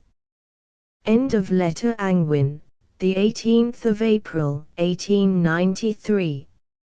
My dear Blanche, I take a few moments from work to write you in order, mainly, to say that your letter of the 31st of March did not go astray, as you seem to fear, though why you should care if it did I can't conjecture.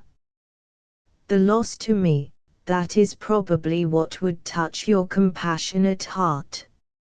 So you will try to write. That is a good girl.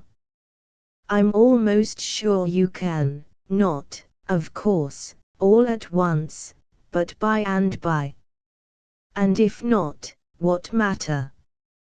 You are not of the sort, I am sure, who would go on despite everything, determined to succeed by dint of determining to succeed. Asterisk asterisk asterisk we are blessed with the most amiable of all conceivable weathers up here, and the wild flowers are putting up their heads everywhere to look for you. Lying in their graves last autumn, they underheard, your promise to come in the spring, and it has stimulated and cheered them to a vigorous growth. I'm sending you some more papers. Don't think yourself obliged to read all the stuff I send you, I don't read it. Condole with me, I have just lost another publisher, by failure.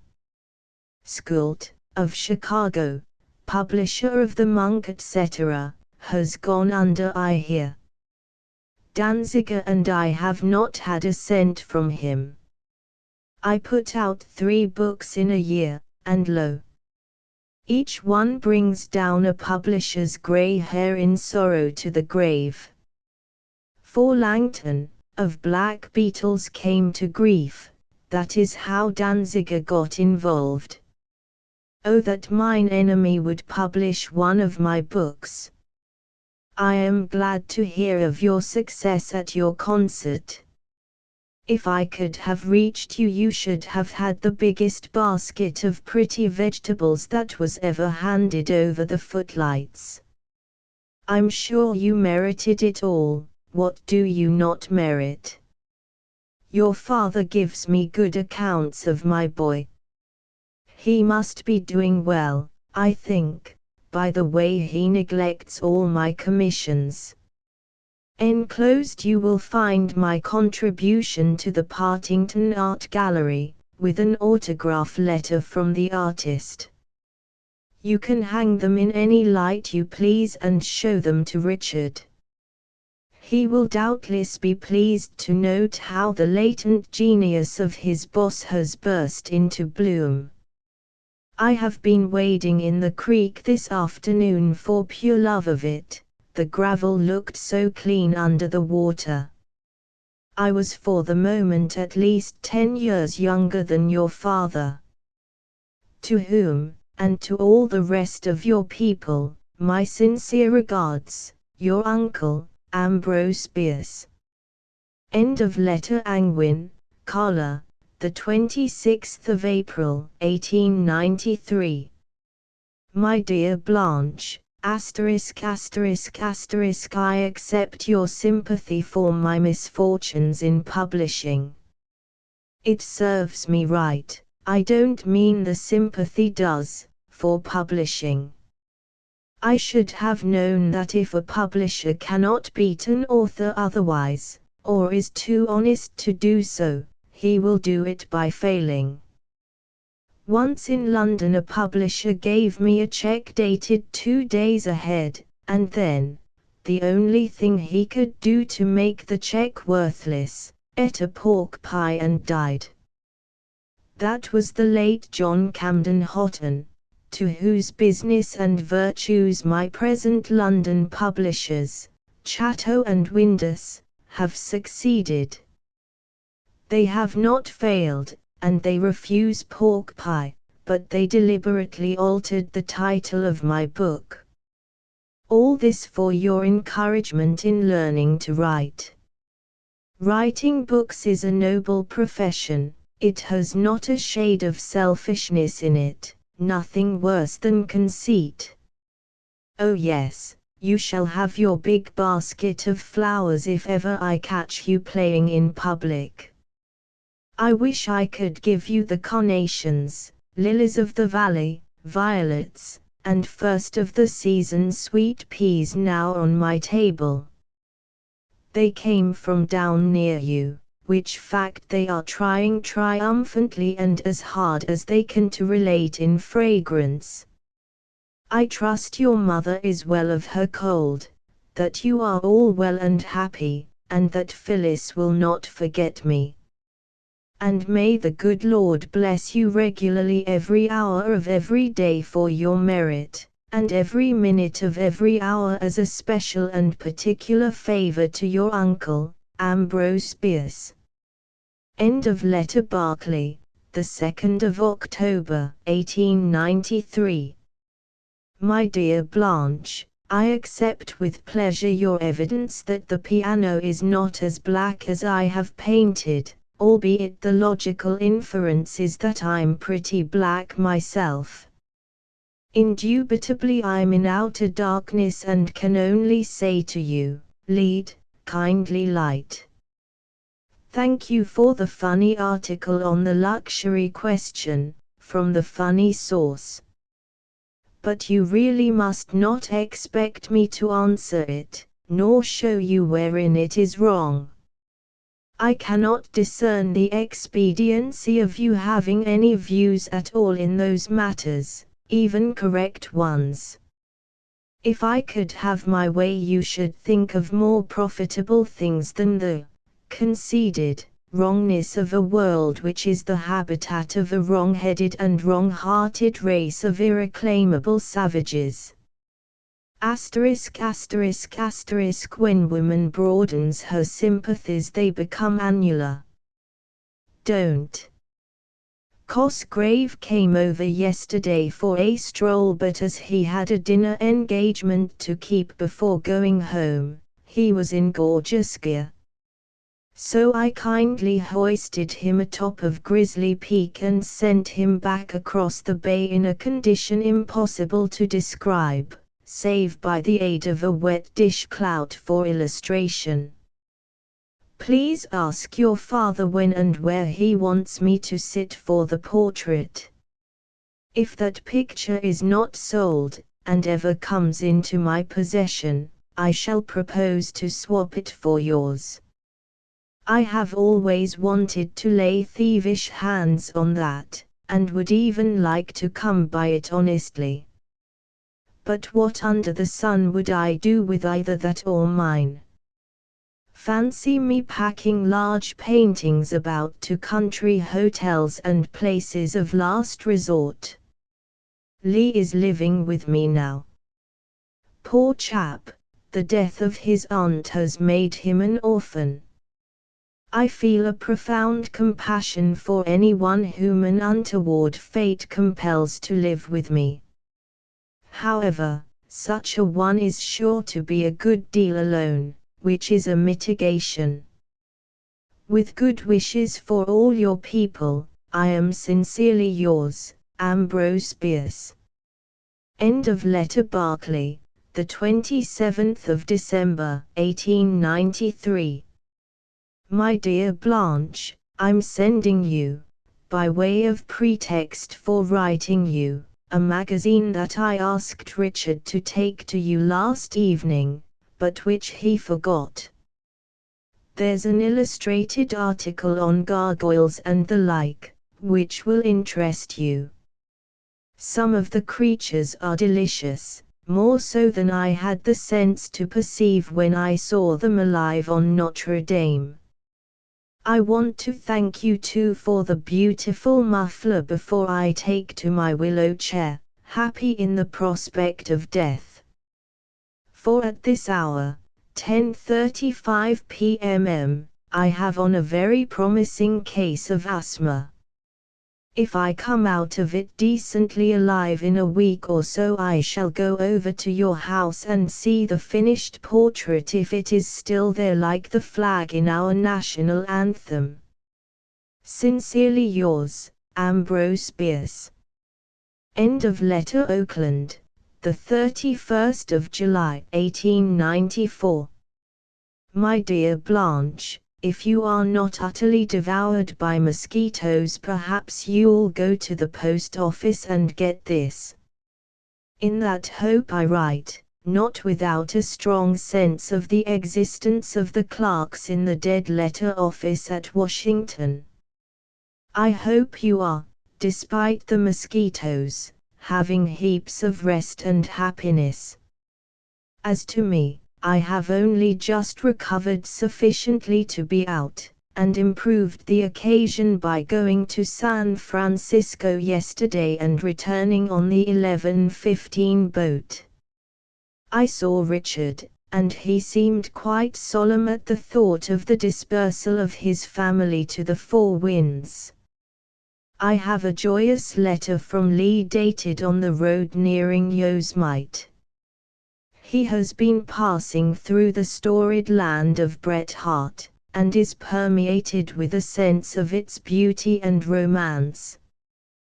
When shall you return? May I hope, then, to see you. Sincerely yours, Ambrose Bierce.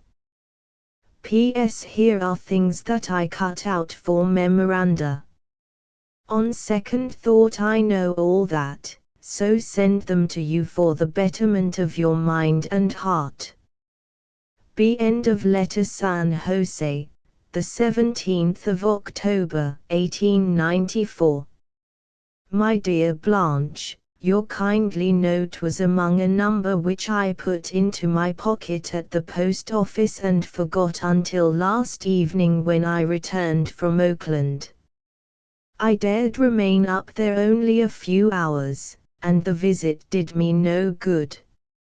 Of course I should have known that your good heart would prompt the wish to hear from your patient, but I fear I was a trifle misanthropic all last week, and indisposed to communicate with my species. I came here on Monday of last week, and the change has done me good. I have no asthma and am slowly getting back my strength.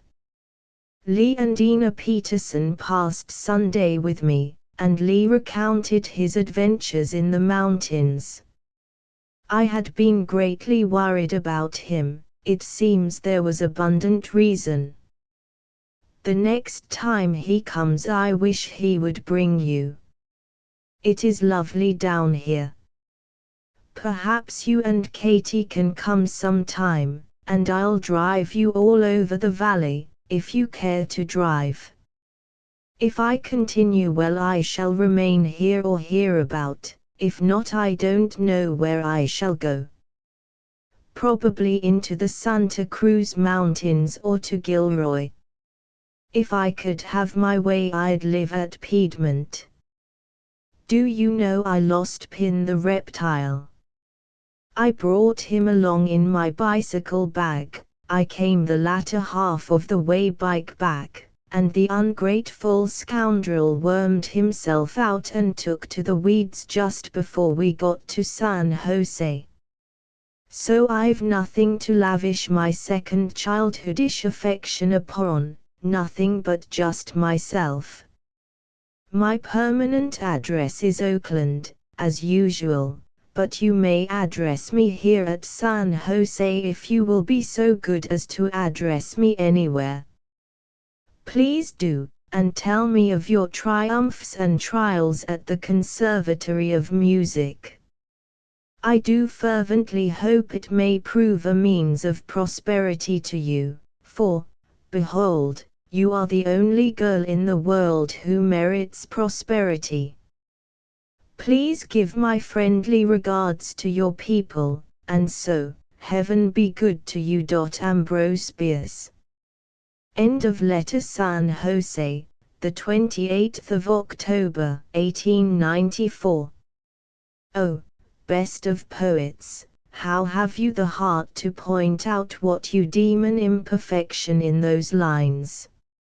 Upon my soul, I swear they are faultless, and moonlight is henceforth and forever a rhyme to delight.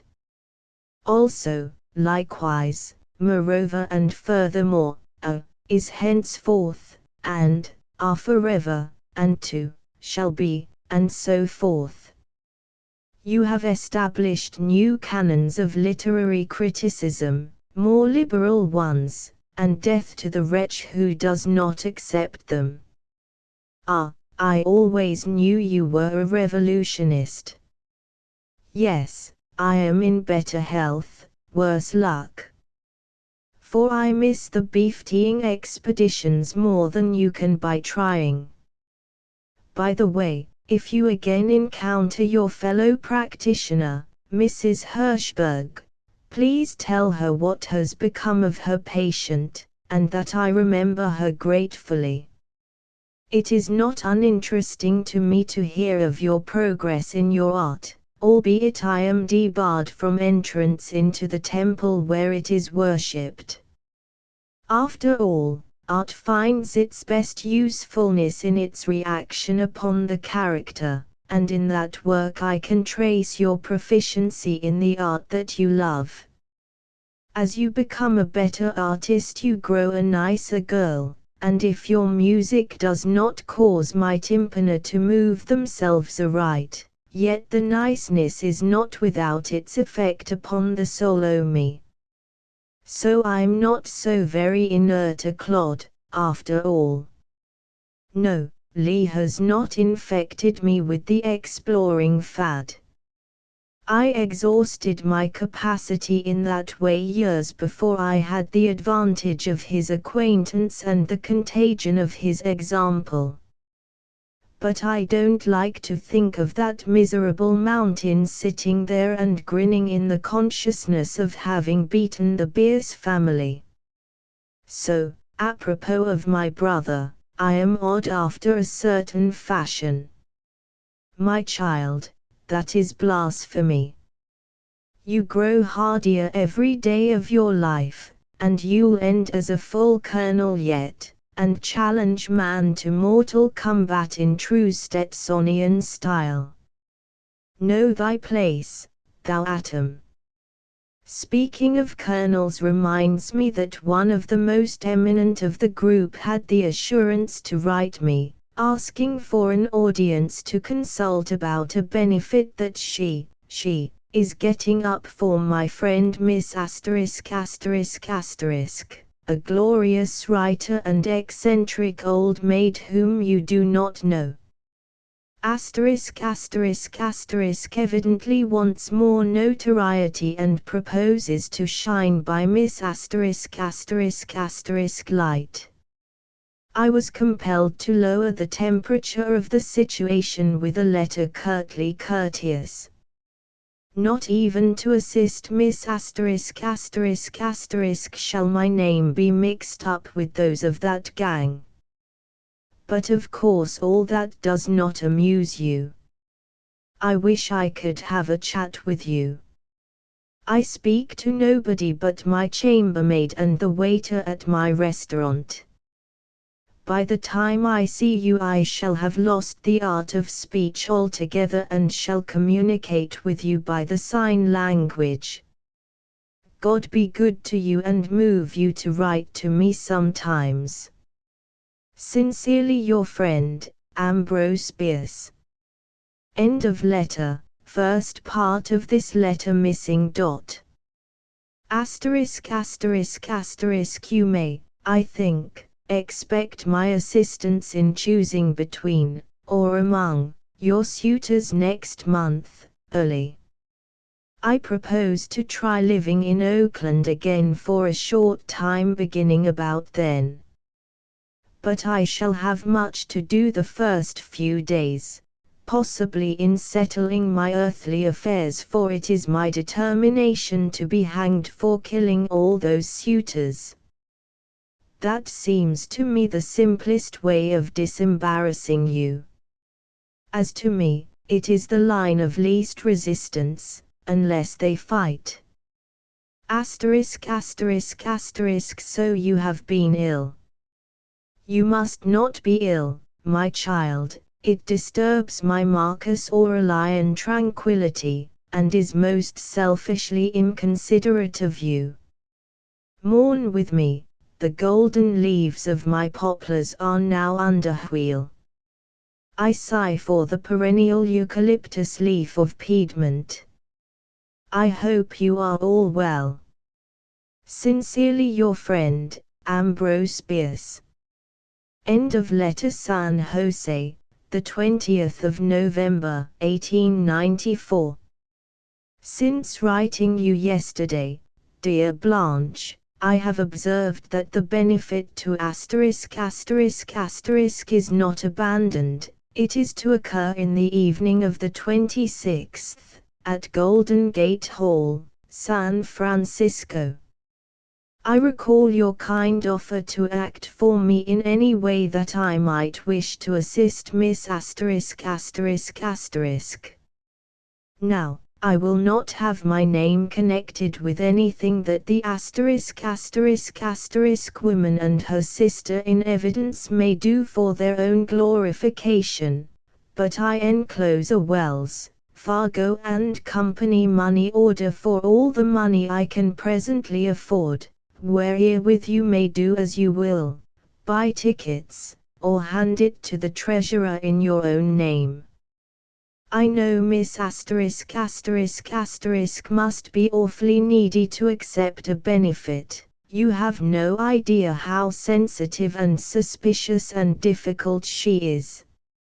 She is almost impossible. But there are countless exactions on my lean purse, and I must do the rest with my pen. So, I thank you.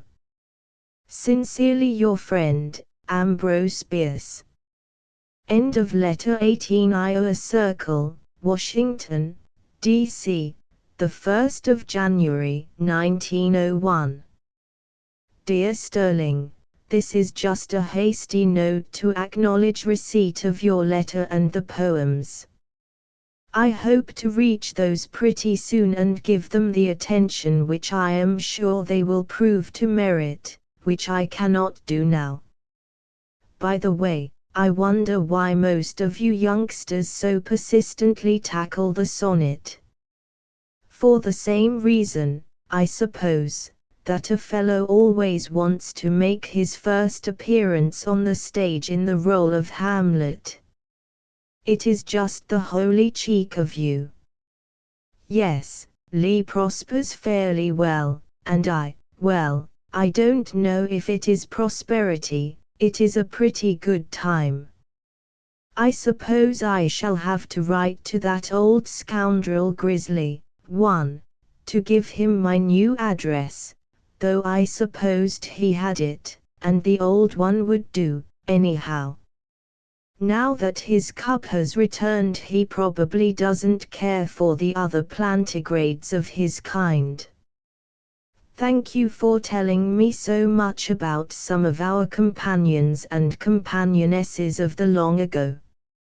I fear that not all my heart was in my baggage when I came over here. There's a bit of it, for example, out there by that little lake in the hills.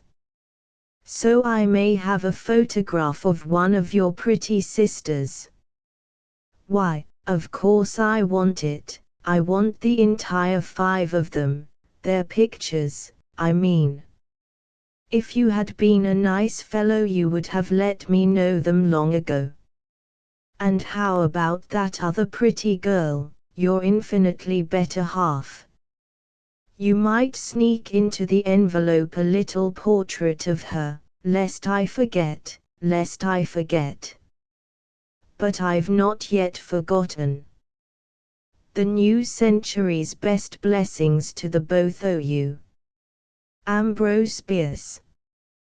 P.S. In your studies of poetry have you dipped into Stidman's new American anthology? It is the most notable collection of American verse that has been made, on the whole, a book worth having. In saying so I rather pride myself on my magnanimity, for of course I don't think he has done as well by me as he might have done.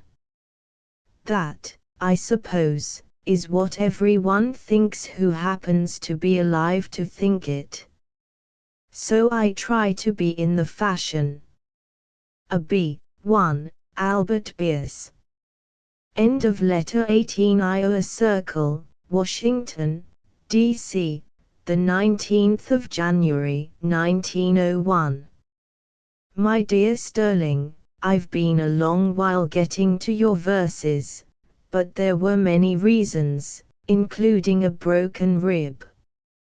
They are pretty good verses, with here and there very good lines.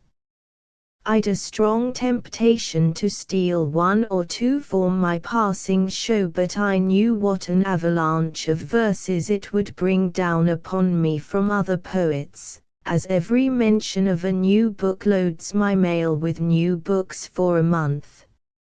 If I ventured to advise you, I should recommend to you the simple, ordinary meters and forms native to our language. I await the photograph of the pretty sister, don't fancy I've forgotten. It is 1 a.m. and I'm about to drink your health in a glass of Riesling and eat it in a pate. My love to Grizzly if you ever see him. Yours ever, a B. End of letter. Washington, D.C., the 23rd of January, 1901. My dear Doyle, your letter of the 16th has just come, and as I am waiting at my office, where I seldom go, I shall amuse myself by replying to on't. See here, I don't purpose that your attack on poor Morrow's book shall become a continuous performance nor even an annual ceremony. It is not rot. It is not filthy. It does not suggest bedpans, at least it did not to me, and I'll wager something that Morrow never thought of them. Observe and consider, if his hero and heroine had been man and wife, the bedpan would have been there, just the same, yet you would not have thought of it. Every reader would have been touched by the husband's devotion. A physician has to do with many unpleasant things, whom do his ministrations disgust. A trained nurse lives in an atmosphere of bedpans, to whom is her presence or work suggestive of them? I'm thinking of the heroic Father Damien and his lepers. Do you dwell upon the rotting limbs and foul distortions of his unhappy charges? Is not his voluntary martyrdom one of the sanest, cleanest, most elevating memories in all history? Then it is not the bedpan necessity that disgusts you, it is something else. It is the fact that the hero of the story, being neither physician, articled nurse, nor certificated husband, nevertheless performed their work. He ministered to the helpless in a natural way without authority from church or college, quite irregular and improper and all that. My noble critic, there speaks in your blood the untamed Philistine. You were not caught young enough. You came into letters and art with all your beastly conventionalities in full mastery of you. Take a purge. Forget that there are Philistines. Forget that they have put their abominable pantalettes upon the legs of nature. Forget that their code of morality and manners, it stinks worse than a bedpan, does not exist in the serene altitude of great art, toward which you have set your toes and into which I want you to climb. I know about this thing. I, too, tried to rise with all that dead weight dragging at my feet. Well, I could not, now I could if I cared to. In my mind I do. It is not freedom of act, not freedom of living, for which I contend, but freedom of thought, of mind, of spirit, the freedom to see in the horrible laws, prejudices, custom, conventionalities of the multitude, something good for them, but of no value to you in your art.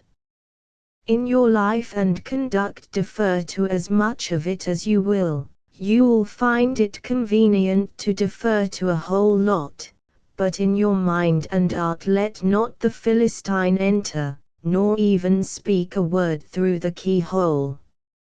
My own chief objection to Morrow's story is, as I apprised him, its unnaturalness. He did not dare to follow the logical course of his narrative. He was too cowardly, or had too keen an eye upon his market of prudes, to make hero and heroine join in the holy bonds of bedlock, as they naturally, inevitably and rightly would have done long before she was able to be about. I dare say that, too, would have seemed to you filthy without the parson and his fee. When you analyze your objection to the story, as I have tried to do for you, you will find that it all crystallizes into that, the absence of the parson. I don't envy you your view of the matter, and I really don't think you greatly enjoy it yourself. I forgot to say, suppose they had been two men, two partners in hunting, mining, or exploring, as frequently occurs. Would the bedpan suggestion have come to you? Did it come to you when you read of the slow, but not uniform, starvation of Greely's party in the Arctic? Of course not. Then it is a matter, not of bedpans, but of sex exposure, unauthorized by the Church, of prudery, of that artificial thing, the sense of shame of which the great Greeks knew nothing, of which the great Japanese know nothing, of which art knows nothing. Dear doctor, do you really put trousers on your piano legs? Does your indecent intimacy with your mirror make you blush? There's the person whom I've been waiting for. I'm to take her to dinner, and I'm not married to even so much of her as her little toe has come, and until you offend again, you are immune from the switch. May all your brother Philistines have to kiss the place to make it well. Pan is dead. Long live bedpan. Yours ever, Ambrose Bierce. End of letter. Washington, the 17th of February, 1901. My dear Sterling, I send back the poems, with a few suggestions. You grow great so rapidly that I shall not much longer dare to touch your work. I mean that. Your criticisms of Stidman's anthology are just. But equally just ones can be made of any anthology. None of them can suit anyone. I fancy Stidman did not try to live up to his standard, but to make representative, though not always the best, selections. It would hardly do to leave out Whitman, for example. We may not like him, thank God, we don't, but many others, the big fellows too, do, and in England he is thought great. And then Stidman has the bad luck to know a lot of poets personally, many bad poets. Put yourself in his place. Would you leave out me if you honestly thought my work bad? In any compilation we will all miss some of our favorites, and find some of the public's favorites. You miss from Whittier Joseph Sturge, either sonnet forgiveness and so forth. Alas, there is no universal standard. Thank you for the photographs. Miss **** is a pretty girl, truly, and has the posing instinct as well. She has the place of honor on my mantle. ******, but what scurvy knave has put the stage crime into her mind? If you know that life as I do you will prefer that she die, poor girl. It is no trouble, but a pleasure, to go over your verses. I am as proud of your talent as if I'd made it. Sincerely yours, Ambrose Bierce. Over, about the rhymes in a sonnet, regular, or English modern Italian form English, Petrarch, Shakespeare's 1 112 222 211 121 132 242 231 14 2 or 335 rhymes. Any 46 arrangement 55 36 47 57. There are good reasons for preferring the regular Italian form created by Petrarch, who knew a thing or two, and sometimes good reasons for another arrangement, of the sestet rhymes. If one should sacrifice a great thought to be like Petrarch, one would not resemble him. A B. End of letter. Washington, D.C., the 2nd of May, 1901. My dear Sterling, I am sending to the Journal your splendid poem on Memorial Day. Of course I can't say what will be its fate. I am not even personally acquainted with the editor of the department to which it goes. But if he has not the brains to like it, he is to send it back and I'll try to place it elsewhere. It is great, great, the loftiest note that you have struck and held. Maybe I owe you a lot of letters. I don't know, my correspondence all in arrears and I've not the heart to take it up. Thank you for your kind words of sympathy. 2. I'm hit harder than anyone can guess from the known facts. I'm a bit broken and gone grey of it all. But I remember you asked the title of a book of synonyms. It is Roget's Thesaurus, a good and useful book. The other poems I will look up soon and consider. I've made no alterations in the Memorial Day except to insert the omitted stanza. Sincerely yours, Ambrose Bierce. 2. Concerning the death of his son Lee. End of letter. Washington, the 9th of May, 1901. My dear Sterling, I send the poems with suggestions. There's naught to say about M that I've not said of your other work. Your growth in grace, and other poetic qualities, is something wonderful. You are leaving my other pupils so far behind that they are no longer in it. Seriously, you promise better than any of the new men in our literature, and perform better than all but Markham in his lucid intervals, alas, too rare. Sincerely yours, Ambrose Bierce. End of letter. Washington, the 22nd of May, 1901. My dear Sterling, I enclose a proof of the poem, 3, all marked up. The poem was offered to the Journal, but to the wrong editor. I would not offer it to him in whose department it could be used, for he once turned down some admirable verses of my friend Schiffauer which I sent him. I'm glad the Journal is not to have it, for it now goes into the Washington Post, and the Post into the best houses here and elsewhere, a good, clean, unillo paper. I'll send you some copies with the poem. I think my marks are intelligible, I mean my remarks. Perhaps you'll not approve all, or anything, that I did to the poem. I'll only ask you to endure. When you publish in covers you can restore to the original draft if you like.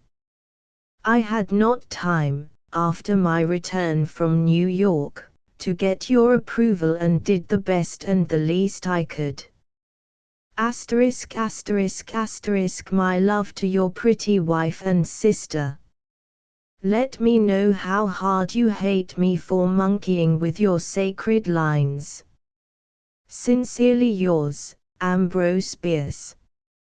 Yes, your poem recalled my invocation as I read it, but it is better, and not too much like, hardly like at all except in the political part. Both, in that, are characterized, I think, by decent restraint. How would, at those places, have ranted and chewed soap, a superior quality of soap, I confess. A B. 3. Memorial Day, end of letter. 1825, 19th Street, NW, Washington, D.C., the 30th of June, 1901. My dear Sterling, I am glad my few words of commendation were not unpleasing to you. I meant them all and more. You ought to have praise, seeing that it is all you got.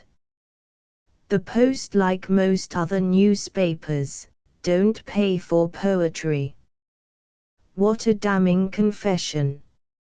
It means that the public is as insensible to poetry as a pig to, well, to poetry. To any sane mind, such a poem as yours is worth more than all the other contents of a newspaper for a year. I've not found time to consider your bit of blank yet, at least not as carefully as it probably merits. My relations with the present editor of the Examiner are not unfriendly, I hope, but they are too slight to justify me in suggesting anything to him, or even drawing his attention to anything. I hoped you would be sufficiently enterprising to get your poem into the paper if you cared to have it there. I wrote Dr. Doyle about you. He is a dear fellow and you should know each other. As to Scaffauer, he is another. If you want him to see your poem, why not send it to him? But the last I heard he was very ill. I'm rather anxious to hear more about him. It was natural to enclose the stamps, but I won't have it so there. As the women say. Sincerely yours, Ambrose Bierce. End of letter. 1825, 19th Street, NW, Washington, D.C., the 15th of July, 1901. My dear Sterling, here is the bit of blank. When are we to see the book? Needless question, when you can spare the money to pay for publication, I suppose, if by that time you are ambitious to achieve public inattention. That's my notion of encouragement. I like to cheer up the young author as he sets his face toward the peaks of song. Say, that photograph of the pretty sister, the one with a downward slope of the eyes, is all faded out. That is a real misfortune, it reduces the sum of human happiness hereabout. Can't you have one done in fast colors and let me have it? The other is all right, but that is not the one that I like the better for my wall. Sincerely yours, Ambrose Bierce. End of letter. The Olympia, Washington, D.C., the 16th of December, 1901. My dear Sterling, I enclose the poems with a few suggestions. They require little criticism of the sort that would be helpful. As to their merit, I think them good, but not great. I suppose you do not expect to write great things every time.